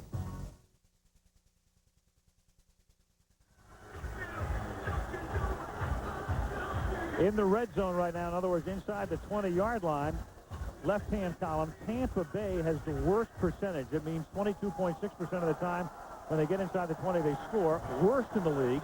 Minnesota, meanwhile, has the best red zone defense. So you've got the worst offense against the best defense inside the 20. That's a little misleading. Denny Green was telling us that teams score from outside the red zone most of the time against us. Second down and 12, and this is a manual. In other words, they score on long plays. Right. But once the opposition gets inside the 20, they do figure out a way to stiffen, and they'll have to do it right here because they're down by 3. You know, how bad has the Tampa Bay offense been all year? Only twice have they scored over 20 points in a game. At Green Bay, they lost 23-26. And then at New Orleans, they won 31-16. So this is a team that's, you know, that the games are always close just because that their offense has trouble moving the ball. There's Mike Shula. I think tonight he's even handcuffed even further because of the rookie quarterback. And they don't want him to make mistakes down here. Don't force the football right here in this situation. Third down and 5, ball with the 10.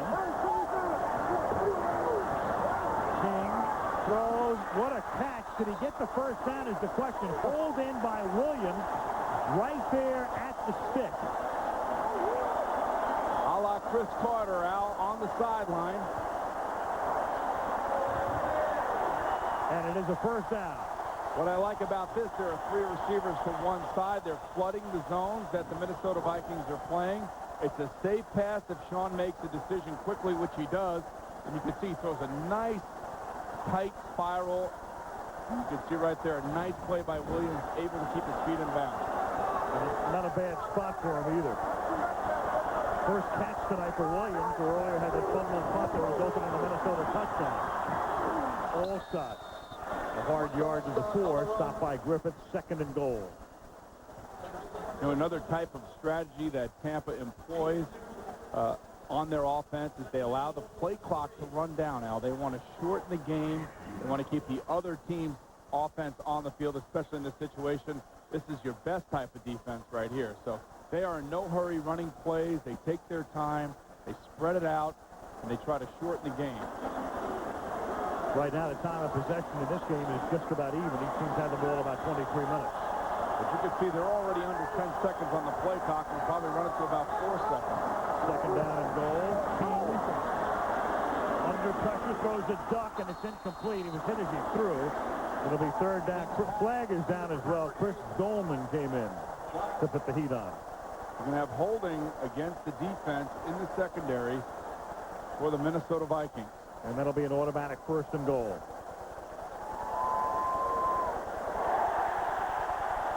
And Kylie Wong was actually holding prior to the pass. Holding. Defense, number 58. Half the distance, automatic, first down.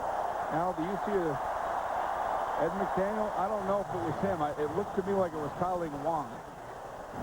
Let's take a look at this right here. He's right up here in the corner. Take a look and see who that is. Yep. Can't tell if it's 58 or 50. 58, that was McDaniel. It was, okay. That was McDaniel. 1st and goal, ball at the 2-yard line. Allstott is the tailback. Allstott takes it inside the 1-yard line. Running right at Dolman. McLeod, the fullback, helping to lead the way. And this is where you get in behind your great center, Tony Mayberry. This is his 139th start.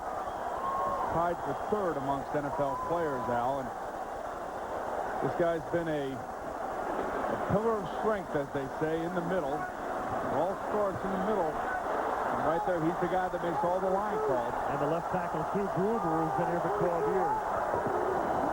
And they go that way. But Allstott can't make the end zone because Robert Griffith comes up. Big play. Big. 3rd and goal. And a huge play here.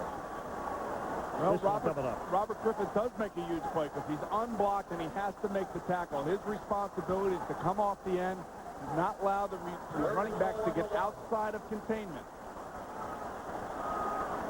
And Robert Griffith is a short tackle. Now he's 5'11", 198, going against the 6'1", 255-pound running back. 3rd down and goal. From the 1. Allstott the tailback. The fake to him. He throws. Caught. Moore. Touchdown. The tight end, Dave Moore.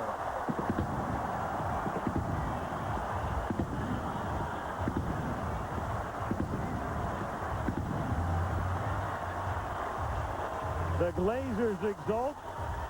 That's the Pirate ship in Buccaneer Cove. And give Moore a lot of credit on that. King was so excited, he almost threw the ball through Moore. No, a play-action fake down here on 3rd and 1. This should not fool the defense. Somebody busts in the secondary. Whether it's Rudd, whether it's McDaniel, one of these linebackers need to be back here. I mean, you can't have a bust like that. And when you have a defense that's 31st in the league, 31st in the league, there's a reason for it, and it's because of misplays like that. Bucks with a touchdown after the Yo Murphy fumble. Extra point by Gramatica is good. The man who would be king, young Sean. And the Bucks lead by 10.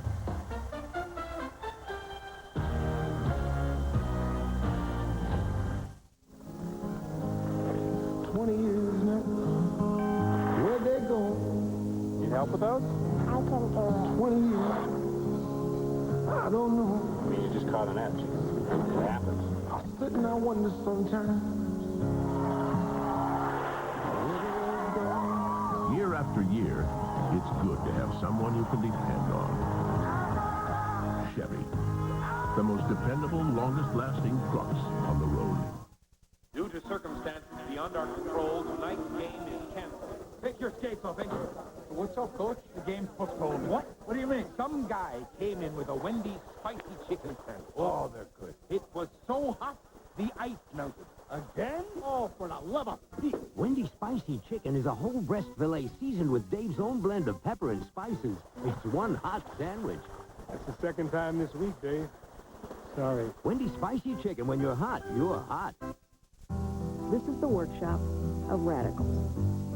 A one-car garage where 2 young men with $500 in venture capital invented an industry. Their idea was simple. Invent something useful and significant, or it doesn't leave the garage. The idea was so simple, it was radical. Today, the company of Bill Hewlett and Dave Packard is being reinvented. The original startup will act like one again. Watch. They're loud and they're proud, but can they out-cheer Vikings fans? I'm Elaine Pegas with my decibel meter. Find out who the noisiest fans in the land are coming up after the fade.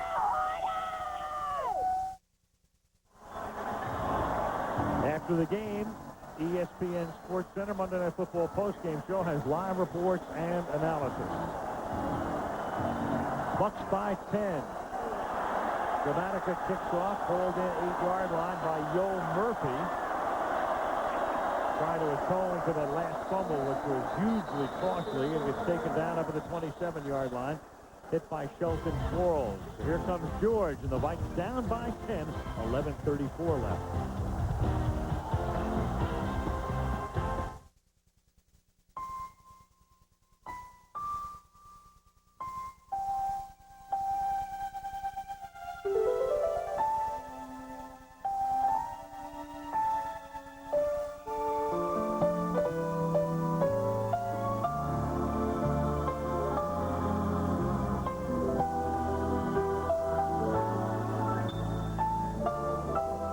Happy holidays from your friends at Miller.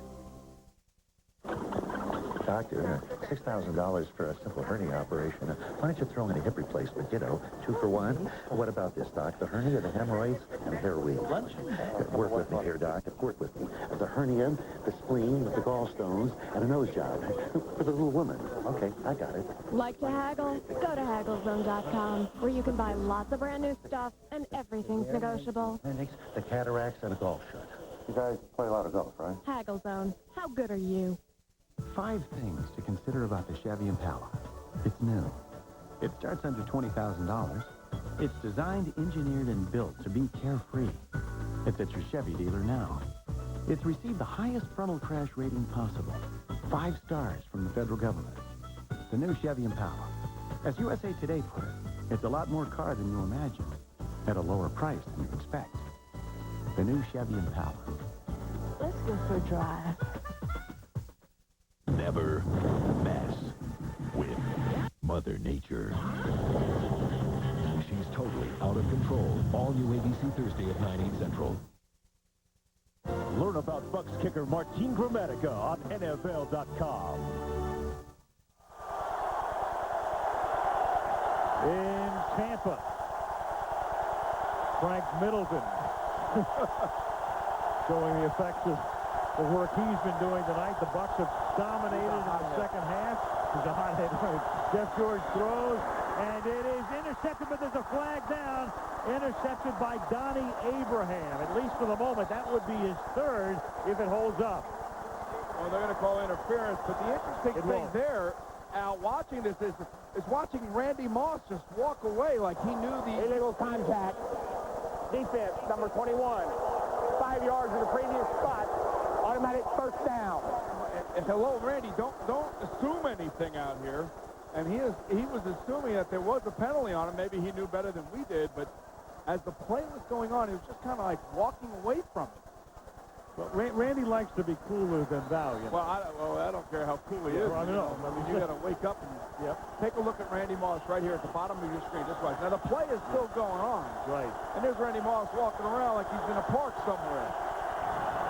He's probably looking for Yo Murphy. What's up? Yo, baby. Whistle before the snap.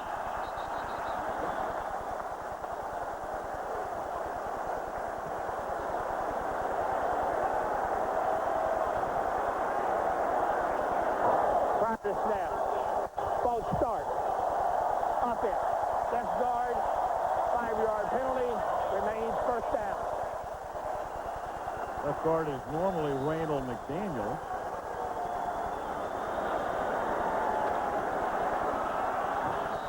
First and 15, ball back at the you can tell how Jeff Triple's really into the game. He's starting to call positions now. Yeah. He's been very busy tonight. Straw, Robert Smith. And it's still far too early to abandon a ground game with 11:15 to go. So they give it to Robert. He takes it to the 34. And it will be second down and 8. Al, that's interesting that you bring up that point, because you remember talking to Denny Green last night. He said Tampa's going to want us to abandon the ground game, and we're not going to do that. We're going to stay with it. It's a big part of our game, and now that we have Robert Smith back, we're going to stay with it when we have to. And right there is a perfect example of that. Second and 8, low snap from the shotgun. Then it's caught by Smith over the middle, and he takes it to the 43, and that's a first down for Minnesota, tackled by Singleton. Remember, out of all the teams in the league, it's the team that can strike in a second. Got to keep your eyes on Randy Moss and Chris Carter, and they bring Drake Reed in. They spread everybody out like they're going to do right here. There's always a chance for that big home run strike. Moss, one catch tonight for 16 yards. They have him one-on-one now. Top of the screen. And he comes in to block because Smith goes to the outside. Takes it to the 45-yard line. The last time these teams played earlier this season, Randy Moss in the first game of the year, October 3rd. 21-14 was the final score of Minnesota. And a little bit of Moss's day, encapsulated right there, a 61-yard touchdown reception as he beat Barber, and then he makes this catch over the middle, takes that into the end zone. Minnesota led 21-0 and held on to win 21-14. Those are the types of matchups that you're looking for, and they won't get it here. They'll have two safeties deep, so I doubt they'll have one-on-one on the outside. You got to work the inside. Second and 9, they throw it underneath the Ford, and Leroy gets hit at the 49-yard line. It'll be 3rd down and 5. Brian Kelly the first to hit him, and Brooks the second man. Now what Tampa is doing in obvious passing situations, they're dropping their safeties deep. They're playing over top of their outside receivers, forcing Jeff George to throw it in the middle. Now, if they can catch him one-on-one with one safety in the middle, that's when they become really dangerous. But I can't imagine Tampa abandoning their type of defensive coverages. Now Moss comes wide right. They put Carter in the slot to the right. Two deep safeties again. Again, a very low snap, time after time, and George throws, and he's got Carter over the middle. Got free, makes the catch, 33-yard line. First down, tackle by Robinson. Now, when you have those two deep safeties and you can't get outside, you have to work the middle of the field. It puts an awful lot of pressure on your nickel coverage guys to come in and play a guy like Chris Carter. Now, take a look at this snap. It's about the 3rd time tonight that this has happened. But Jeff George has enough presence and poise and a strong enough arm. It's not a pretty throw, but he knows where he's going because he knows exactly what the defense is doing and what their responsibilities are. Carter a half dozen catches tonight for 42 yards. Back to the eye. Smith the tailback from the 31-yard line. Robert gets the ball, and Brooks is right there to knock him down after a gain of a couple. He gets inside the 30-yard line. It's so much fun to watch as Monty Kiffin and Ray Sherman are trying to figure out what each other is doing. There's Monty Kiffin. He's the defensive coordinator for the Buccaneers, and there's Ray Sherman. And they work in concert with their coaches on the sidelines and up in the boxes saying, hey, look, we've gotten a lot of two deep coverage, so run the ball. If we start getting one single man in the middle, then go down the sideline. Here you go now. One guy. Now they're blitzing. Second down and 7. 5-man front of Tampa showing blitz. Here they come. Good protection. Moss gets open at the 12, and Moss gets taken down by Barber at the 12. Another first down for the Vikings. Second catch of the night for Randy Moss. And it's not that hard to predict from up here. You could see it when they have one safety in the middle. That's when the wide receivers outside get involved. If there's two safeties, then it will be a running back, a tight end, or Chris Carter in the middle of the field. Moss is over 1,000 yards for the year tonight. Carter did it earlier. First down at the 12-yard line. Again, a low snap. George throws, and Carter goes down in the end zone, looking for a flag, but doesn't get one. Covered by Ron D. Barber. Close shave, but no flag. Okay, gotcha. Okay. Now, I know you were working on that one. Not at all. Second down and 10. Even the great ones slip every now and again, but like a true great one, always complaining. Watch Chris Carter. Here he comes inside. Now he just tripped. And now he's complaining. Second and 10.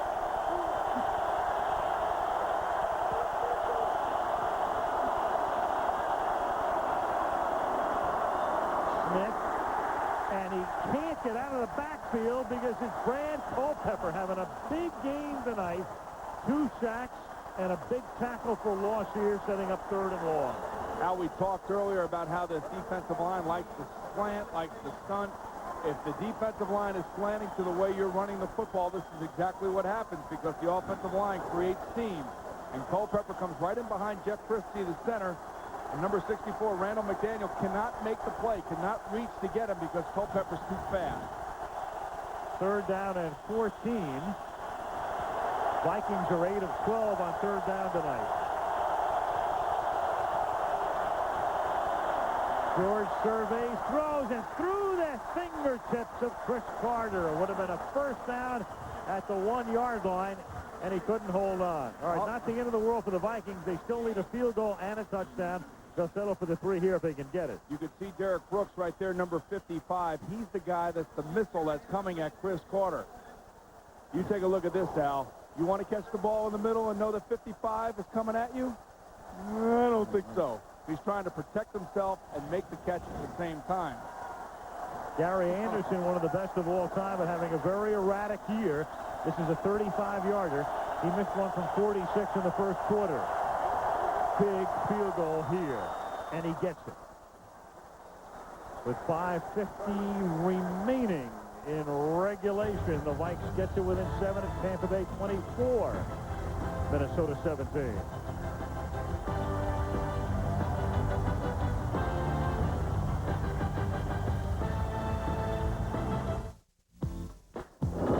When am I going to get $6,000 in 3 weeks? Maybe there's something we can work out. If you were forced to become a gigolo, Is Tina here? I'm Tina. how bad could it be? From the producers of Big Daddy, I have these uncontrollable outbursts. Deuce Bigelow, male gigolo. I have a sleeping disorder. Rated R. Starts December 10th. What if all kids could achieve their dreams? Your kids can with this, the compact Presario 5700T Internet Bundle. With a super-fast Intel Pentium 3 processor and compact innovations like one-touch internet access, it gives kids the edge they need to become A marine biologist. An astronaut. a concert violinist, or whatever your kids want to be. Get yours today. It's here, the Hot Rebel 2000. Rev it up. New ball. Let Canon ignite your creativity.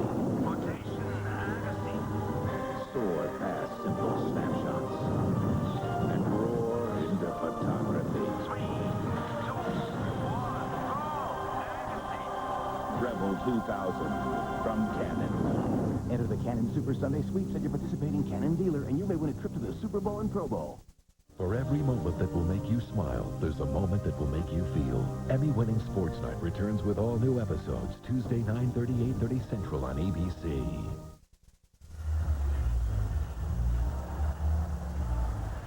Mitch Berger to kick off. Chris Carter and Jeff George. Well, they knew what they were going against, and they knew that Derek Brooks was in there. It was a good throw, and usually a routine catch made by Chris Carter. Fielded at the 15-yard line by Riddell Anthony. And Anthony breaks a good one, still on his feet at the 40-yard line. And then angled out of bounds at the 43. Big run back for Riddell Anthony. John Henry Mills making the tackle. Take a look at this last repay out. We always talk about, but look at the camera work by our crew, huh? What a shot.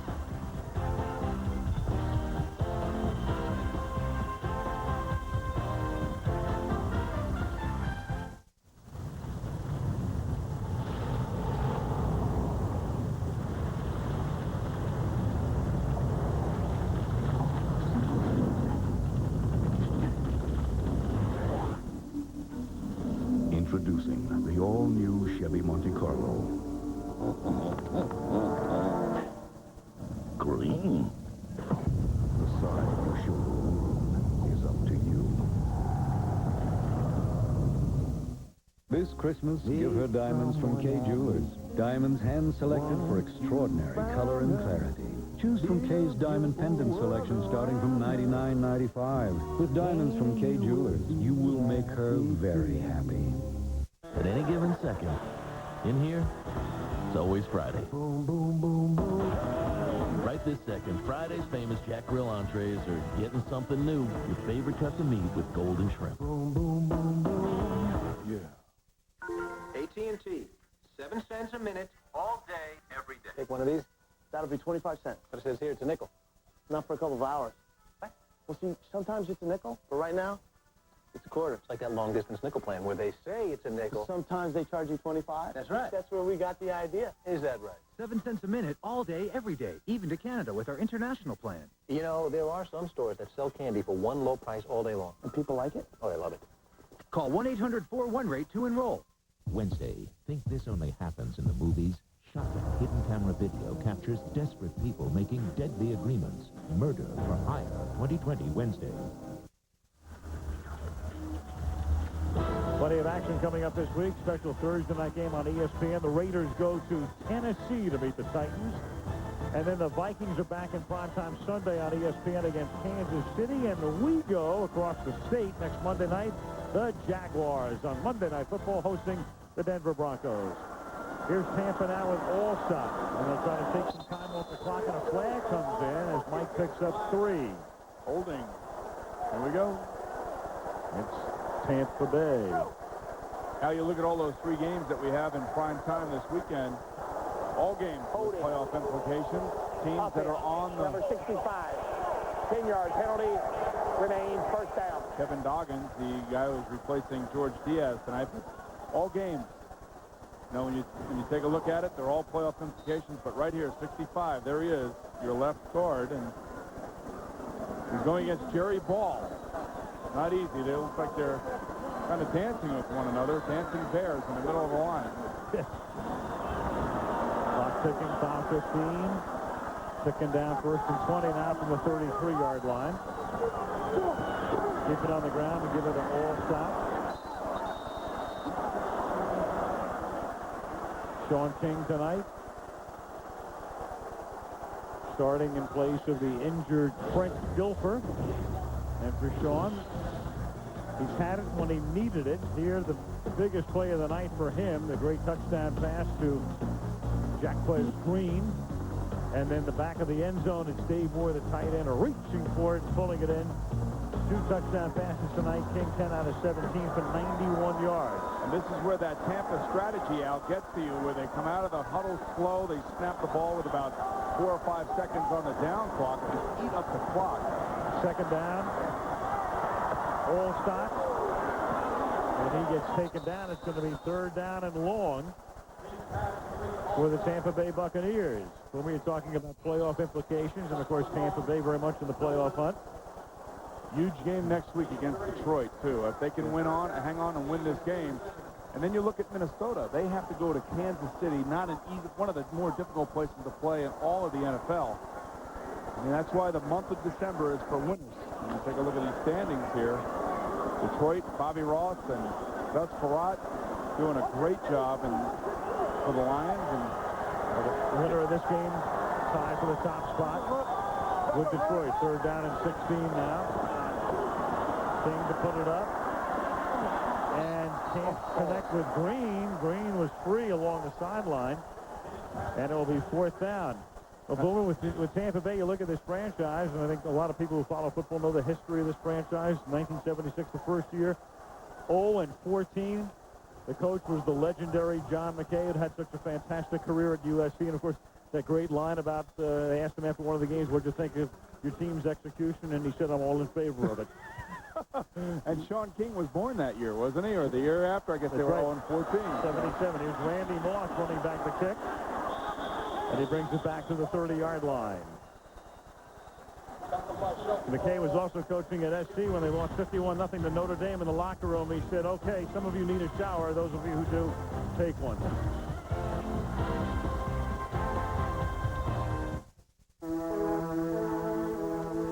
These days you hear a lot about e-commerce. And usually it's about companies with names that end in .com. Actually, e-commerce is for any company that wants a better way to do business, like respond faster to the market, or work better with partners and customers. At Microsoft, we've helped thousands of companies build on their existing systems to create the kinds of e-commerce solutions that can make any business run smarter. He runs. He shoots. He scores. Gotta stick to what we each do best. Will Smith, Kevin Kline, Wild Wild West. Buy it on video cassette and DVD.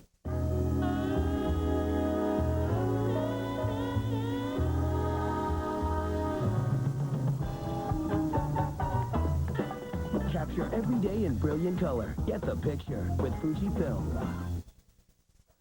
What if you had to give up one phone call a day? Bright, red. Just one. Yeah. And then she wears these earth tones. Well, I'll use it. What are you going to wear? Could you do it?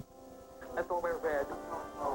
Before you answer, you should know that one of the most effective deterrents to kids using drugs is parents and the time they spend with their kids.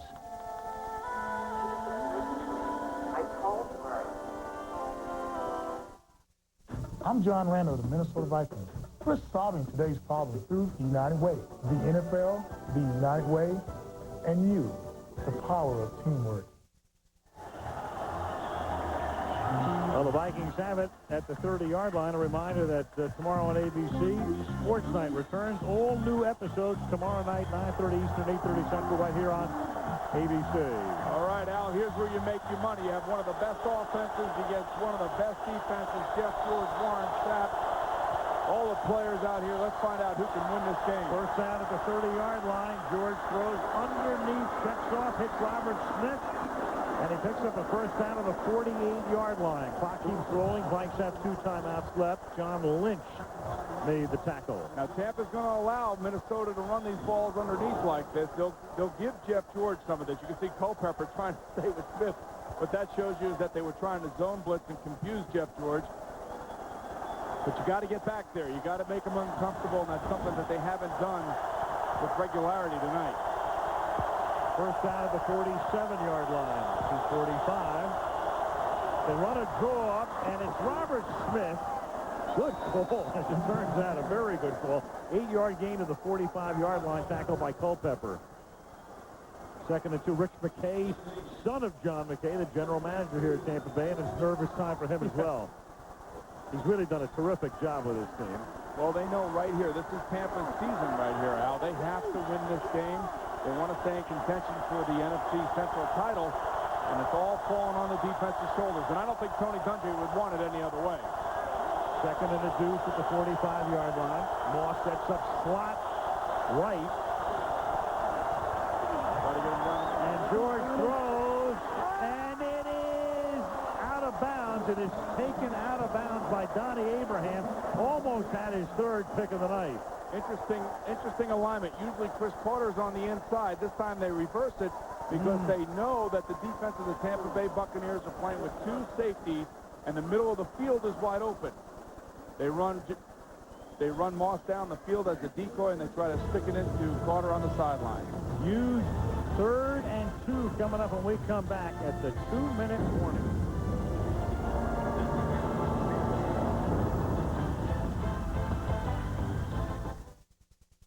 Today, there's a growing concern over our children's future and the need for guidance. Here in Tampa, the United Way and Derek Brooks of the Buccaneers are making a connection possible through a program called Foster Grandparents, where senior citizens volunteer their time to be with young people. These relationships can help shape our children's future and achieve a greater understanding within our community. The NFL, the United Way, and you. Foul 4.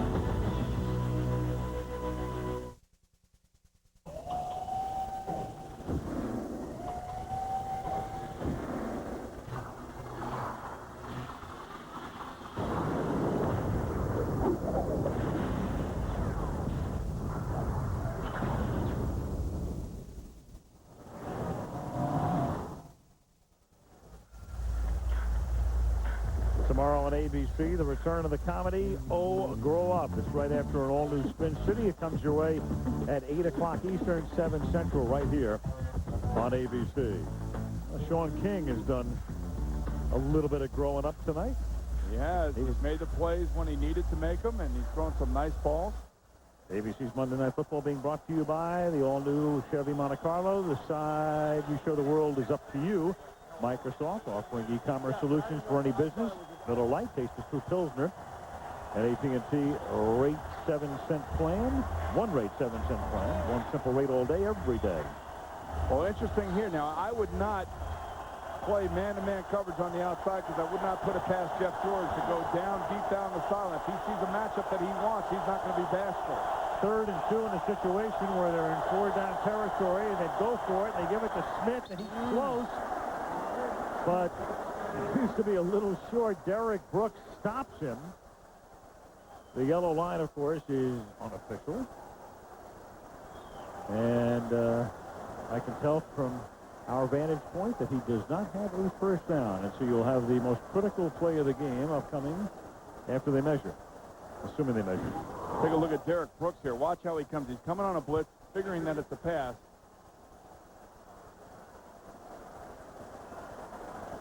But he meets up with 73 Todd Stussy, and Stussy does a nice job. So let's give Stussy some credit, okay? Deserves it right there. By the length of the football, the Vikings are shy. So it amounts to this. They need the first down. If they don't get the first down, Tampa would then get the ball, and Minnesota would have to take 2 immediate timeouts. They have only 2.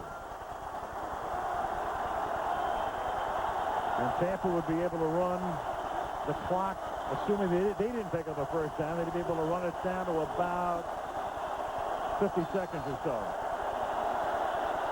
Well, the question is now, do they give it to Leroy Horde to go right up the middle, or they do a quarterback sneak with Jeff George? Or does he go deep down the sideline? And he's audibling now, and he sees it's one-on-one, and he might be doing that. 4th and the length of the football, and they're going to throw the football, and it is incomplete. Carter went up in the air. It is incomplete. There are no flags covered by Rondy Barber. One flag, Al, and they're stopping the play. Prior to the snap. We're going to do it over. Okay, so Number 84, the offense. 5-yard penalty remains 4th down. As it turns out, the crowd is so loud, the play went off. And there was no play. Randy Moss with the penalty. If there was ever such thing as a good penalty, that was it right there. Yeah. What a call that was, though. 4th and the length of the football. Well, they were trying to run the play. Take a look at Randy Moss right at the bottom of your screen right there, moving before they were actually trying to run the same play that they threw the touchdown pass with early, trying to get it into Chris Carter. But now they got to put time back on the clock because the clock is running. 1:33. There we go. Right. Thank you. They took 5 seconds, so those 5 seconds go back. Of course, in a situation like this, it is so loud you can't hear the whistle. You know, now again, if you're the Tampa defense, you got to be real careful here. Now they're playing bump and run on the outside, but they have their 2 deep safeties. I would think that he might work with Jake Reed down here on the bottom. And here he comes. And that is caught by Jake Reed, who ran a crossing route and has a first down at the 35-yard line. Reed was to the right, Moss and Carter to the left, Reed over the middle, and Red McComb said, I don't know how much I can take. 14-yard pickup. All they do is bring Jake Reed across the middle on a little shallow cross route. Now Tampa elects to play zone defense, and if you do that, you have to get back to the quarterback. Jeff George buys a little time and hits Jake Reed. You can see the strength in Jeff George's arm. He's just falling back and flicking it out there and making a nice play.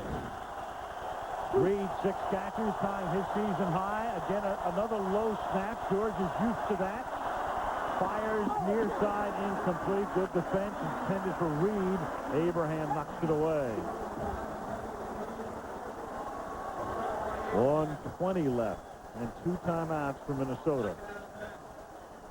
From up here, it's watching. It's fun. This time, Minnesota keeps 7 guys in. They only throw 3 guys out. Next time, we'll see if Tampa blitzes and they catch them in what they call a scat protection, where they have only 5 or 6 guys blocking. Ray Sherman and Monty Kiffin are earning their pay tonight, Al. 2nd down and 10. Bucks up by 7. Great protection, and then Moss drops it. Open over the middle, had position, got inside Abraham, dropped it. And what is making all of this happen, the opportunities that Jeff George is having, the offensive line of the Minnesota Vikings are doing a wonderful job of blocking at the point of attack and giving Jeff George time to survey the field. Look at that. There's nobody even close to him.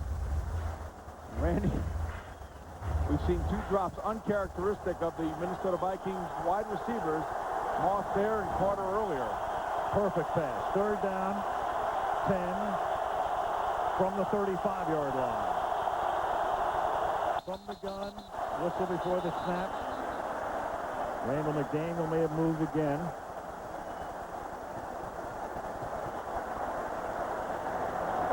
Prior to the snap. False start. Number 64 in the offense. 5-yard penalty remains 3rd down. Enhanced TV, a reminder, you can tune in right now, ESPN.com, NFL.com, Enhanced TV. 3rd down and 15 at the 40-yard line. There's no reason to force it down the field. You have plenty of time. You can work the middle of the field and get some yards back. The Buccaneers are showing blitz, but they're going to back out of it. put the guys underneath. George throwing. Leroy Horde makes the catch and fights his way for a first down. Now, when you're playing against zones like that, you can take the underneath coverage because the longer you hold the ball, the deeper they get, and the harder it is for them to come up and make a tackle. Veterans quarterbacks know that. Spiking it here, conserving the timeouts. They have 51 seconds left. I tell you, this is developing into a great series. Minnesota dominated for so many years because Tampa Bay was just so awful, but if the Bucs win this game, they will have split the season series in each of the last 7 seasons. There it is, and they would tie an NFL record. Bears and 49ers split 7 straight series between 59 and 65. Second down and 10 from the 25-yard line. Who moved? It'll be 64 again, either 64 or 73, McDaniel or Susie. Right of the snap. False start. Number 64, the offense. 5-yard penalty. Remains second down. Well, this is big news. I mean, that's the guy who'll be on the steps of Canton someday. He will be. But I was talking about earlier, Al, that when you're in this situation as a quarterback, if the opposing team is playing a zone defense on you and they're not getting pressure, just take the underneath guys, because the longer you hold the ball, the further away they get from everybody, the farther away they get from everybody else. Second down and 15, and look out, and he gets blitzed and sacked. Rundy Barber disguised it extremely well until the very end. What a call by Monty Kiffin, sending Barber. Red McCombs will look on now as team faced with a third and forever. Al, he's not even in your screen. Here he comes, number 20. Leroy Horde has got to see him. So does the center. It looked as if Christie, Dixon, and Horde had a screw-up in the middle, and somebody didn't pick up their blitzer. That is his first sack of the season. Remember when we did the Giants this year, the Giants against the Dallas Cowboys from the Meadowlands in October, Tiki Barber won the game, had a tremendous night, and this is his twin brother here, Rondi. And you could see Horde on the sideline talking to his coach saying, hey, you know, that's not my guy. I picked up Hardy Nickerson in the middle. He's like, that's not my guy. I don't have him. I picked up Hardy Nickerson. Somebody else has got to get him. One of those he said, she said things. Well, Rodney Barber came up with a big play there, and Monty Kiffin pulling out the blitz at the right time. So the Minnesota Vikings will have to pick up 25 yards in 2 plays. Well, if there were an offense in the NFL that you would choose to do that, this would be it. 3rd and 25, ball at the 40-yard line. Stay underneath if you can. And that is caught. Smith escapes, tries to get out of bounds, can't, stays inbound, so they're going to have to use a timeout here at the 34-yard line. And Jeff takes it. They wasted a good 6 or 7 seconds. When he didn't get out of bounds, they had to call it immediately. See, the interesting thing there is they should have been on the sideline saying, look, if we get tackled in bounds, 30-second timeout. Take it right away. We have to call it right away, and Jeff should know that. Good. It cost them at least 7 seconds. And now they're faced with a 4th down and 19. I don't mind the underneath throw like this because you want to gain some of the yards back. You don't have to go for it all in one play, but you can see the official makes the correct call. Robert Smith is down. He is not out of bounds. But now you have to go for it all, and you have to go you have to be either by the sidelines or you're going to have to go in the end zone. If you do complete it inbounds, you don't have any left. You don't have any left. And what you're going to have to do is you're going to have to tell your receivers, look, if you can't make a touchdown and you can't get out of bounds, give yourself up, go down. We have to get up to the line of scrimmage, and we have to spike the ball. We might have enough time for one more play. Took the last one here, 4th down and 19. The ball at the 34-yard line. Well, we're going to see 4 Hail Marys. Well, all 3 receivers, the key guys, are wide right. George throws, and that wouldn't have even picked up the first down. even if he completed it. Donnie Abraham covers on the play. Didn't even throw it far enough to get the first. Brad Culpepper having a huge night, forcing the issue. Morris Unatoa celebrates. So does the crowd at Raymond James Stadium. And Dennis Green is going to watch his winning streak end at 5 as Tampa Bay's winning streak will go to 5.